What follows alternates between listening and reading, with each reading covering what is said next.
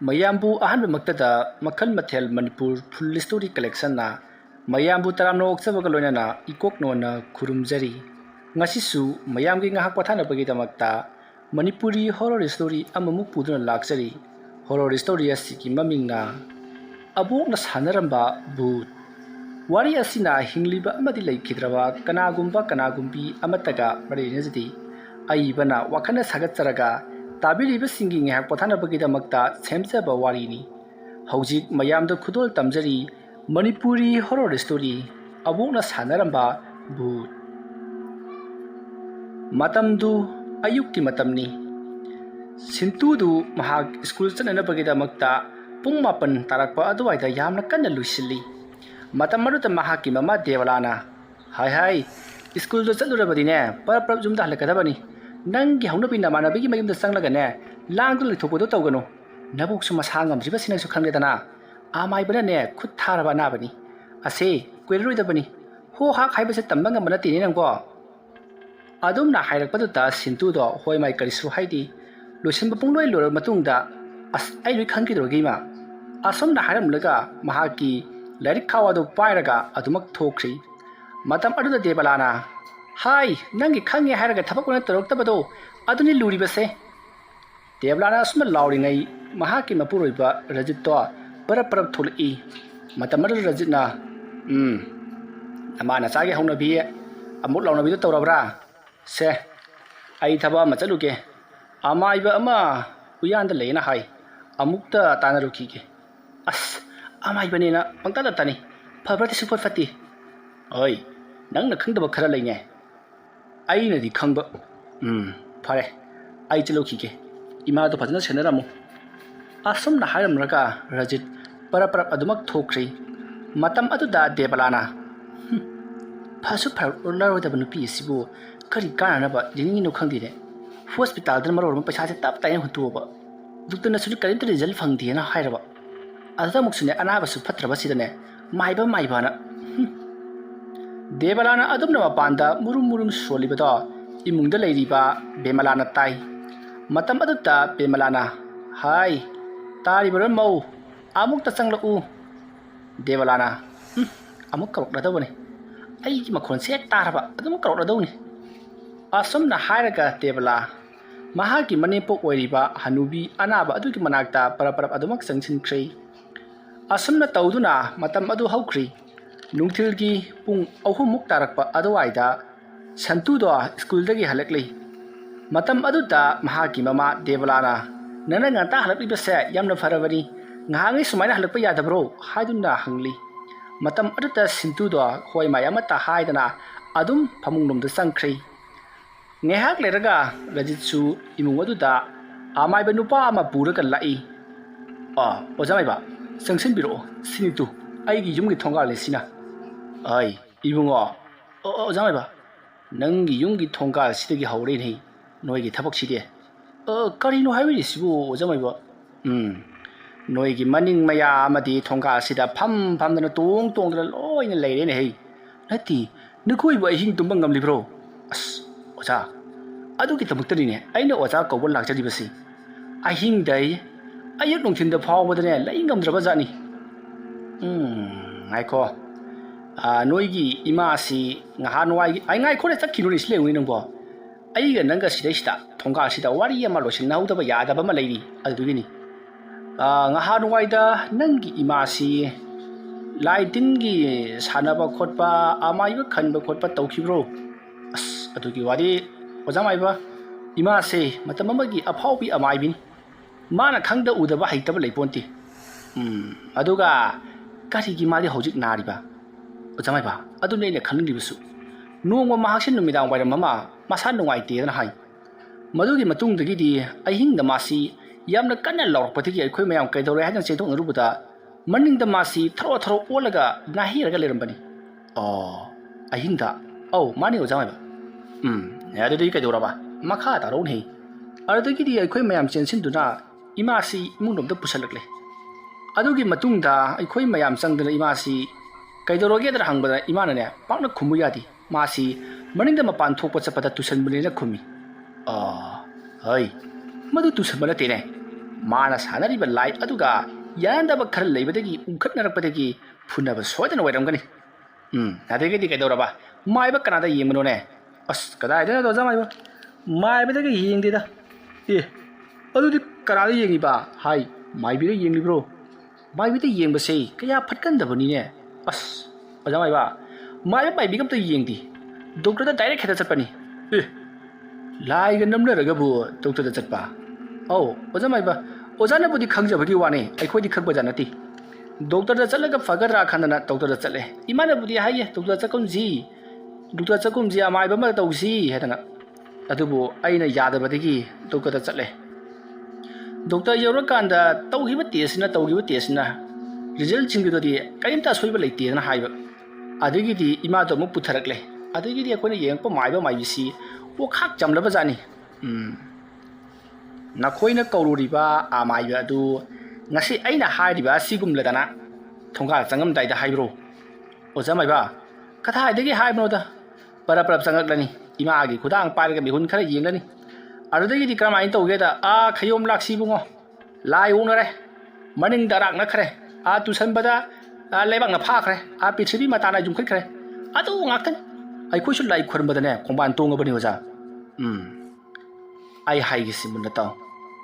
nakhoi gi yum da leriba timu phottaba laimu phottaba singa sirine ko pak hangada banatre nakhoi na chaban thadana khayom laktana ko yembi amubi katana lafoi chang thokpa katana karisu kanaroi oja adudi kamdo tawa ai khoi yum ma thaduk laga sakhidauri bro oi wana sariba aipati asu wana sariba yum masibu karige damak thaduk laga chakadori bano ha nati nangbu yum masi thaduk laga nangbu a barone chingkhong yum sarga leiroge haibrane aduni yosa ado leibasu yaroi haiye kamai toba hai leiba yaroi haibna tine tan thokpada chatloi haibagi wani aduna ne mafam chaba amada nakoina hariba laisinga se tasin khomjil laga pulap thamkhigada bani matam gi matungina makhoi ase tapna asumak marai jai thakhi dori bani haibadi magi mahan phamda hanakhi dori bani adubu wahi ko ta dadi nei gi stage lefam pirabani haidana chakthak tharaga thamga dori bani sahi gi serau ko matam da no gi chakthak pi ga dori bani o aduro jamai ba saroi ngaroi timur lai mu phataba hanu kokchau kana thadu isibo hoi masidi aduna athongal gi wari ne ahina harisina nakhoi gi yumda leriba mayam ase pulap tasal laga thamliba jaga adu da khurumga da bani haiba o adu tu jamai ba changba yaradra ngai kho nakhoi gi ima gi maming na kari kauba popon numi na kari nakhoi gi yek salai sina kari no o jamai ba akhoi gi ima gi maming bemala kawi ai khoi si khumani aduga akhoi ima si thangji numi ta pokpani shish thangji numi ta pokpa hai pokpa thadi oja khangdre da karai de khanga da ge asa gi bu khanga moi as jamai pare sangaselo asum da hairaga amaiba aduna konthung aduta laibak ahumlak murum sondra katli madugi matungda rajit amati amaiba theko makhoi ani punna imung aduta changminarakli asum changlakpana haujikti yum yoraklabada amaiba theko na mangkol gari aduta leplaga dari aduda murum lewa khara solaga laibak ahumlak katli aduga kakhalakli matam aduta rajitna hai devla nangu tari bro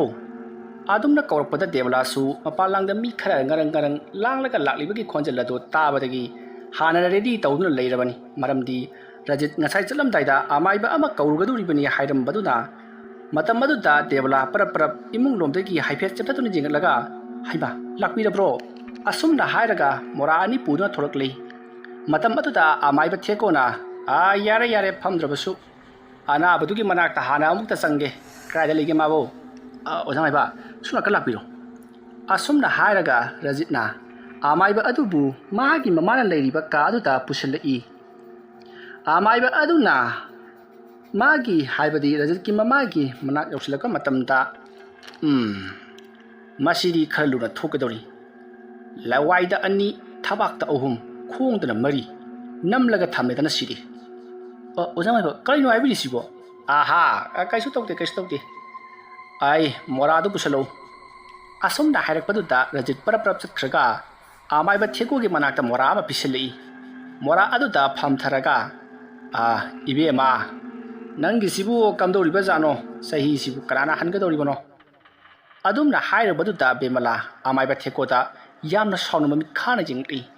ꯃꯇꯝ ꯑꯗꯨꯗ ꯑꯃꯥꯏꯕ ꯊꯦꯀꯣꯅ ꯑꯩ ꯑꯗꯨꯝꯅ ꯑꯩꯉꯣꯟꯗ ꯌꯦꯡꯂꯛꯂꯒ ꯀꯔꯤꯁꯨ ꯀꯥꯟꯅꯕ ꯐꯪꯂꯣꯏꯅꯦ ꯅꯪꯅ ꯇꯧꯔꯤꯕ ꯊꯕꯛ ꯑꯁꯤꯕꯨ ꯑꯐꯕꯗꯤ ꯈꯜꯂꯤꯕꯔꯣ ꯉꯍꯥꯟꯅ ꯆꯠꯈ꯭ꯔꯒꯦ ꯂꯩꯇꯦ ꯑꯁꯨꯛ ꯋꯥꯅ ꯄꯣꯔꯣꯛ ꯄꯣꯔꯣꯛ ꯆꯥꯛꯅ ꯂꯩꯒꯗꯕꯒꯤ ꯁꯔꯨꯛ ꯁꯔꯨꯁꯤꯡꯁꯤꯗ ꯎꯟꯁꯥꯅ ꯀꯨꯞꯂꯒ ꯂꯩꯔꯦ ꯃꯇꯣꯡ ꯑꯃꯠꯇ ꯌꯥꯎꯗ꯭ꯔꯦ ꯑꯩ ꯏꯕꯨꯡꯉꯣ ꯑꯣꯖꯥ ꯃꯥꯏꯕ ꯀꯔꯤ ꯏꯁꯤꯡ ꯑꯁꯦꯡꯕ ꯈꯔ ꯑꯃꯨꯛꯇ ꯄꯨꯔꯛꯎ ꯑꯗꯨꯝꯅ ꯍꯥꯏꯔꯛꯄꯗꯨꯗ ꯔꯖꯤꯠ ꯄꯔꯞ ꯆꯠꯈꯤ ꯊꯦꯀꯣꯒꯤ ꯃꯅꯥꯛꯇ ꯍꯥꯏꯕꯗꯤ ꯑꯃꯥꯏꯕ ꯊꯦꯀꯣꯒꯤ ꯃꯅꯥꯛꯇ ꯔꯖꯤꯠꯀꯤ ꯃꯥꯒꯤ ꯂꯣꯏꯅꯕꯤ ꯗꯦꯕꯂꯥꯁꯨ ꯂꯦꯞꯂꯒ ꯂꯩꯔꯤ ꯃꯇꯝ ꯑꯗꯨꯗ ꯊꯦꯀꯣꯅ ꯏꯕꯦꯝꯃ ꯆꯠꯂꯨ ꯃꯄꯥꯟꯗꯒꯤꯅꯦ ꯀꯔꯤꯅꯣ ꯂꯩ ꯈꯔ ꯄꯨꯔꯛꯎ ꯑꯗꯨꯝꯅ ꯍꯥꯏꯔꯛꯄꯗꯒꯤ ꯄꯔꯞ ꯗꯦꯕꯂꯥꯁꯨ ꯆꯠꯈ꯭ꯔꯤ ꯀꯅꯥꯁꯨ ꯂꯩꯇ꯭ꯔꯕ ꯇꯥꯟꯖꯥ ꯑꯗꯨꯗ ꯊꯦꯀꯣꯅ ꯍꯥꯏ ꯅꯪꯅ ꯇꯧꯔꯤꯕ ꯊꯕꯛꯁꯦ ꯌꯥꯝꯅ ꯐꯠꯇꯕ ꯊꯕꯛꯅꯤ ꯀꯔꯤꯒꯤꯅꯣꯅꯦ ꯅꯪꯅ ꯀꯟꯕꯁꯨ ꯉꯝꯂꯔꯣꯏꯗꯕ ꯑꯅꯥꯕ ꯑꯁꯤꯒꯤꯗꯃꯛ ꯈꯣꯏꯗꯧꯋꯥ ꯁꯥꯟꯅꯔꯒ ꯂꯦꯜꯂꯤꯕꯁꯤꯕꯣ ꯀꯥꯟꯗꯦ ꯃꯗꯣ ꯁꯠꯈꯤꯅꯕ ꯇꯧꯁꯤ ꯅꯆꯥ ꯅꯃꯧꯁꯤꯡꯁꯤ ꯑꯣꯠꯂꯒ ꯅꯪꯒꯤ ꯀꯥꯟꯅꯕꯅ ꯀꯔꯤꯅꯣ ꯑꯗꯨꯝꯅ ꯍꯥꯏꯔꯨꯕ ꯑꯗꯨꯗ ꯕꯦꯃꯂꯥꯗꯣ ꯊꯦꯀꯣꯗ ꯃꯃꯤꯠ ꯈꯥꯅ ꯌꯦꯡꯂꯛꯂꯒ ꯍꯦ ꯀꯔꯤꯒꯤꯅꯣ ꯅꯪꯅ ꯑꯩꯉꯣꯟꯗ ꯑꯗꯨꯝꯅ ꯍꯥꯏꯔꯤꯕꯗꯨꯕꯣ ꯑꯩꯅ ꯇꯧꯔꯤꯕ ꯊꯕꯛ ꯑꯁꯦ ꯑꯩꯒꯤ ꯏꯁꯥꯒꯤ ꯀꯥꯟꯅꯅꯕꯅꯤ ꯀꯩꯗꯧꯔꯨꯗꯣꯏꯅꯣ ꯑꯩꯅ ꯁꯤꯔꯕ ꯃꯇꯝꯗ ꯅꯣꯔꯣꯛꯇ ꯂꯩꯕ ꯍꯥꯏꯕꯁꯤꯃꯗꯤ ꯁꯣꯏꯗ꯭ꯔꯕꯅꯤ ꯑꯩꯅ ꯃꯐꯝ ꯑꯁꯤꯗ ꯅꯨꯡꯉꯥꯏꯅ ꯂꯩꯖꯕꯗ ꯑꯃꯥꯏꯕ ꯅꯪꯒꯤ ꯅꯊꯧ ꯀꯔꯤ ꯂꯩ ꯅꯪꯅ ꯃꯐꯝ ꯑꯁꯤꯗ ꯅꯨꯡꯉꯥꯏꯅ ꯂꯩꯕ ꯍꯥꯏꯕꯗꯤ ꯀꯔꯤꯅꯣ ꯅꯪꯒꯤ ꯅꯆꯥꯅꯨꯄꯥ ꯔꯖꯤꯠ ꯑꯃꯗꯤ ꯏꯕꯦꯝꯃ ꯑꯁꯤꯒ ꯅꯁꯨ ꯑꯁꯤꯒꯅ ꯅꯪꯒꯤ ꯁꯦꯕꯥ ꯍꯣꯠꯅꯕꯗ ꯃꯄꯨꯡ ꯊꯦꯠꯄ ꯃꯈꯩ ꯋꯥꯔꯤꯕꯁꯤ ꯀꯔꯤꯒꯤ ꯎꯗ꯭ꯔꯤꯕꯅꯣ ꯄꯣꯛꯂꯕꯗꯤ ꯁꯤꯔꯒꯗꯕꯅꯤ ꯁꯤꯕꯕꯨ ꯑꯗꯨ ꯀꯤꯔꯤꯕ ꯀꯔꯤꯒꯤꯅꯣ ꯁꯤꯕ ꯀꯤꯕ ꯅꯪꯗꯤ ꯀꯔꯤꯒꯤꯗꯃꯛꯇ ꯁꯤꯒꯨꯝꯕ ꯐꯠꯇꯕ ꯊꯕꯛ ꯑꯁꯤ ꯇꯧꯔꯤꯕꯅꯣ ꯍꯥꯏ ꯋꯥꯅꯤꯗ ꯑꯩꯉꯣꯟꯗ ꯑꯗꯨꯝꯅꯅꯦ ꯆꯒꯠ ꯉꯥꯡꯗꯨꯅ ꯂꯩꯔꯒꯅꯨ ꯆꯠꯂꯣ ꯅꯁꯛꯇꯨ ꯌꯦꯡꯅꯤꯡꯗꯦ ꯅꯪꯉꯣꯟꯗꯒꯤ ꯍꯦꯟꯅ ꯁꯥꯊꯤꯕ ꯑꯃꯥꯏꯕ ꯀꯌꯥ ꯑꯩꯒꯤ ꯏꯈꯨꯠꯇ ꯃꯥꯏꯊꯤꯔꯒ ꯆꯠꯈ꯭ꯔꯕꯅꯤ ꯃꯁꯤꯒꯤ ꯍꯅꯨꯕꯤ ꯃꯆꯥꯁꯤ ꯍꯟꯗꯦꯅꯦ ꯐꯔꯦ ꯅꯪꯅ ꯉꯝꯗ꯭ꯔꯕꯅꯤ나 ꯑꯩꯅ ꯀꯔꯤ ꯇꯧꯔꯛꯄꯒꯦ ꯍꯥꯏꯕꯗꯨ ꯌꯦꯡꯕ ꯇꯥꯔꯦ ꯅꯁꯥꯃꯛꯅ ꯌꯥꯗ꯭ꯔꯕꯁꯨ ꯑꯩꯅ ꯁꯠꯀꯅꯤ ꯑꯗꯨꯒ ꯅꯪꯕꯨꯁꯨ ꯑꯩꯅ ꯃꯅꯤꯡꯒꯤ ꯈꯣꯡꯕꯥꯜ ꯃꯅꯥꯛꯇ ꯅꯪꯕꯨ ꯅꯝꯁꯤꯜꯂꯒ ꯊꯝꯒꯗꯧꯔꯤꯕꯅꯤ ꯃꯇꯝ ꯑꯗꯨꯗ ꯅꯪꯅ ꯏꯕꯨꯡꯉꯣ ꯂꯥꯛꯑꯕ ꯆꯪꯉꯣ ꯀꯩꯗꯧꯔꯦ ꯅꯪꯕꯨ ꯂꯥꯛꯑꯕꯗꯤ ꯑꯩ ꯂꯥꯛꯑꯦꯅ ꯀꯣꯛ ꯆꯪꯄ ꯌꯥꯗꯕ꯭ꯔꯣ ꯑꯣꯖꯥ ꯃꯥꯏꯕꯅ ꯂꯥꯏꯔꯣꯟ ꯁꯣꯜꯂꯒ ꯂꯩꯕꯗꯨꯗ ꯍꯦꯛ ꯆꯪꯄꯗꯨ ꯐꯔꯛ ꯇꯥꯒꯗ꯭ꯔꯅ ꯑꯩ ꯀꯥꯏꯗꯦ ꯆꯪꯉꯣ ꯁꯦ ꯏꯁꯤꯡꯗꯣ ꯃꯈꯥ ꯑꯁꯤꯗ ꯊꯝꯃꯨ ꯑꯗꯨꯝꯅ ꯍꯥꯏꯅꯔꯤꯉꯩ ꯗꯦꯕꯂꯥ ꯂꯩ ꯈꯔ ꯍꯦꯛꯂꯒ ꯆꯪꯂꯛꯏ ꯃꯇꯝ ꯑꯗꯨꯗ ꯊꯦꯀꯣꯅ ꯂꯩꯔꯥ ꯄꯣꯔꯣ ꯑꯃꯈꯛꯇꯪ ꯍꯦꯛꯂꯛꯂꯒ ꯌꯥꯕꯗꯨꯗ 10 ꯄꯣꯔꯛꯑꯦꯗꯅ ꯁꯤꯗꯤ ꯀꯔꯥꯏ ꯁꯦ ꯁꯤꯒꯤ ꯂꯩꯁꯤꯅ ꯈꯔ ꯐꯖꯔꯦ ꯑꯣꯖꯥ ꯃꯥꯏꯕ ꯁꯤꯗꯤ ꯈꯔ ꯂꯣꯏꯁꯤꯜꯂꯛꯂꯕꯅꯤ खरा लोइसल्लक्लबा कममदाइसे मसी तौगदबनी नखोइगी इनेम्पोकसिबु लेसाबिरो करिनो खंगदे कराय सिपिरोक्से लैयसी मचु थोकते सा मसिना ताकपदि मसिगी हनुबी सियाई जिंजी पाक चलोइदौरी पोकदबदि सिगदब लेरबनी कोक चतकिगे लेतेने मचा ममो वतना हेक लेदा मुरुम सोलिबदु ताबदा बेमलाना आमाइबा थेकोदा मतिनदो सिचल्लई जौबती जौबनती मतमरु थेकोदा हाय नंग तौनुने है आइना तौरिबसे नंगी फरनबगिदमक्तनिने फरे इबुंगो से सिगी इसिंगसे युंगी जुथेक मरिदा खजे हाइतुबुसो अदुगा अमुक आइगी नाक्ता पोरकदबनी अदुगाने लैयसे मथक्ता असुमना दुम तावलुको मखादा ताहनखिनु फारगा थमु होय फगनुजा असुमना हारमलगा रजितना इसिंग खुजाई अदो पाइरगा लई अदुगा पुन्ना थोकमिनख्रै मतम अदुता देवलाना करी तौजरोगे ओजा माइबा हाइदुना हंगी मदुदा अमाइबा थेकोना देवलादा कछु तरुंगा लेतेदा सुमदौसी नोइगी नेमपोक्सी लाई अमा खोयरमदबा याररोय मागी मसादा चंगिबा लाइसी थोकपा ngamdadana leire adunane sumdoro polam cheram khara ai hairake usan khara changani aduga polam matai di ai noina hairake noi chipa pugadra asumna hairaga amaiba thekona changadaba polam sing mathang hairi polam sing adugi manungda khwaidigi luba posaka ma yauri maduri thangdi dumita kokpa yirum ama changani hairi ba jirum masai matau karamna kadaidagi thirugaturi bono haiduna debla ꯎꯪꯂꯒ ꯉꯥꯏꯍꯥꯛ ꯂꯩ ꯃꯇꯝ ꯑꯗꯨꯗ ꯇꯥꯟꯖꯥ ꯑꯗꯨꯃꯛꯇꯗ ꯔꯖꯤꯠ ꯄꯔꯞ ꯆꯪꯁꯤꯜꯂꯛꯏ ꯑꯗꯨꯒ ꯑꯃꯥꯏꯕ ꯊꯦꯛꯀꯣꯗ ꯑꯣꯖꯥ ꯈꯔ ꯂꯣꯏꯅꯃꯛ ꯍꯩꯔꯝꯂꯕꯅꯤ ꯏꯁꯤꯡ ꯑꯔꯦꯝꯕꯗꯨꯁꯨ ꯂꯩꯖꯔꯦ ꯀꯗꯥꯏ ꯀꯩꯅꯣ ꯇꯧꯕꯔꯣ ꯌꯦꯔꯨꯝꯗꯨ ꯊꯥꯡꯖ ꯅꯨꯃꯤꯠꯇ ꯀꯣꯛꯄ ꯌꯦꯔꯨꯝ ꯑꯃ ꯆꯪꯒꯅꯤ ꯅꯣꯏ ꯑꯗꯨꯝ ꯊꯧꯔꯥꯡ ꯇꯧꯔꯧꯗꯅ ꯑꯇꯩ ꯄꯣꯠꯂꯝꯗꯤ ꯏꯕꯦꯝꯃꯅꯁꯨ ꯍꯥꯏꯈ꯭ꯔꯕꯅꯤ ꯑꯗꯨꯝꯅ ꯍꯥꯏꯔꯛꯄꯗꯨꯗ ꯔꯖꯤꯠꯅ ꯑꯁ ꯀꯗꯥꯏꯗꯒꯤ ꯊꯤꯔꯨꯒꯗꯣꯏꯅꯣ ꯑꯣꯖꯥꯗꯨꯕꯣ ꯊꯥꯡꯖ ꯅꯨꯃꯤꯠꯇ ꯀꯣꯛꯑꯦꯗꯅ ꯌꯦꯔꯨꯝꯗꯨ ꯃꯃꯤꯡ ꯊꯥꯕꯁꯨ ꯅꯠꯇꯅ ꯏꯍꯦ ꯅꯣꯏꯁꯤꯗꯤ ꯄꯪꯉꯤꯅ ꯆꯠꯂꯣ ꯌꯦꯟ ꯂꯣꯏꯅꯕ ꯃꯤꯒꯤ ꯃꯌꯨꯝꯗ ꯆꯠꯂꯣ ꯑꯗꯨꯒꯅꯦ ꯌꯦꯔꯨꯝ ꯀꯣꯛꯄ ꯏꯃꯨꯡꯗ ꯆꯪꯂꯒꯅꯦ ꯊꯥꯡꯖ ꯅꯨꯃꯤꯠꯇ ꯀꯣꯛꯈꯤꯕ ꯌꯦꯔꯨꯝ ꯑꯃꯇꯪ ꯂꯧꯒꯦꯅ ꯍꯥꯏꯌꯨ ꯃꯣꯏꯅ ꯊꯣꯛꯄ ꯑꯗꯨꯝ ꯄꯤꯔꯛꯂꯒꯗꯕꯅꯤꯀꯣ ꯑꯁ ꯀꯃꯥꯏꯅ ꯄꯤꯔꯛꯇꯣꯏꯅꯣ ꯑꯣꯖꯥ ꯃꯣꯏꯁꯨ ꯈꯪꯍꯧꯕ ꯀꯩꯁꯨ ꯑꯣꯏꯔꯝꯃꯣꯏ ꯑꯗꯨꯒꯤ ꯃꯊꯛꯇ ꯌꯦꯔꯨꯝ ꯀꯣꯛꯄꯁꯤꯗꯤ ꯁꯕꯨꯜ ꯑꯣꯏꯅ ꯂꯩꯔꯝꯗꯣꯏꯅꯤ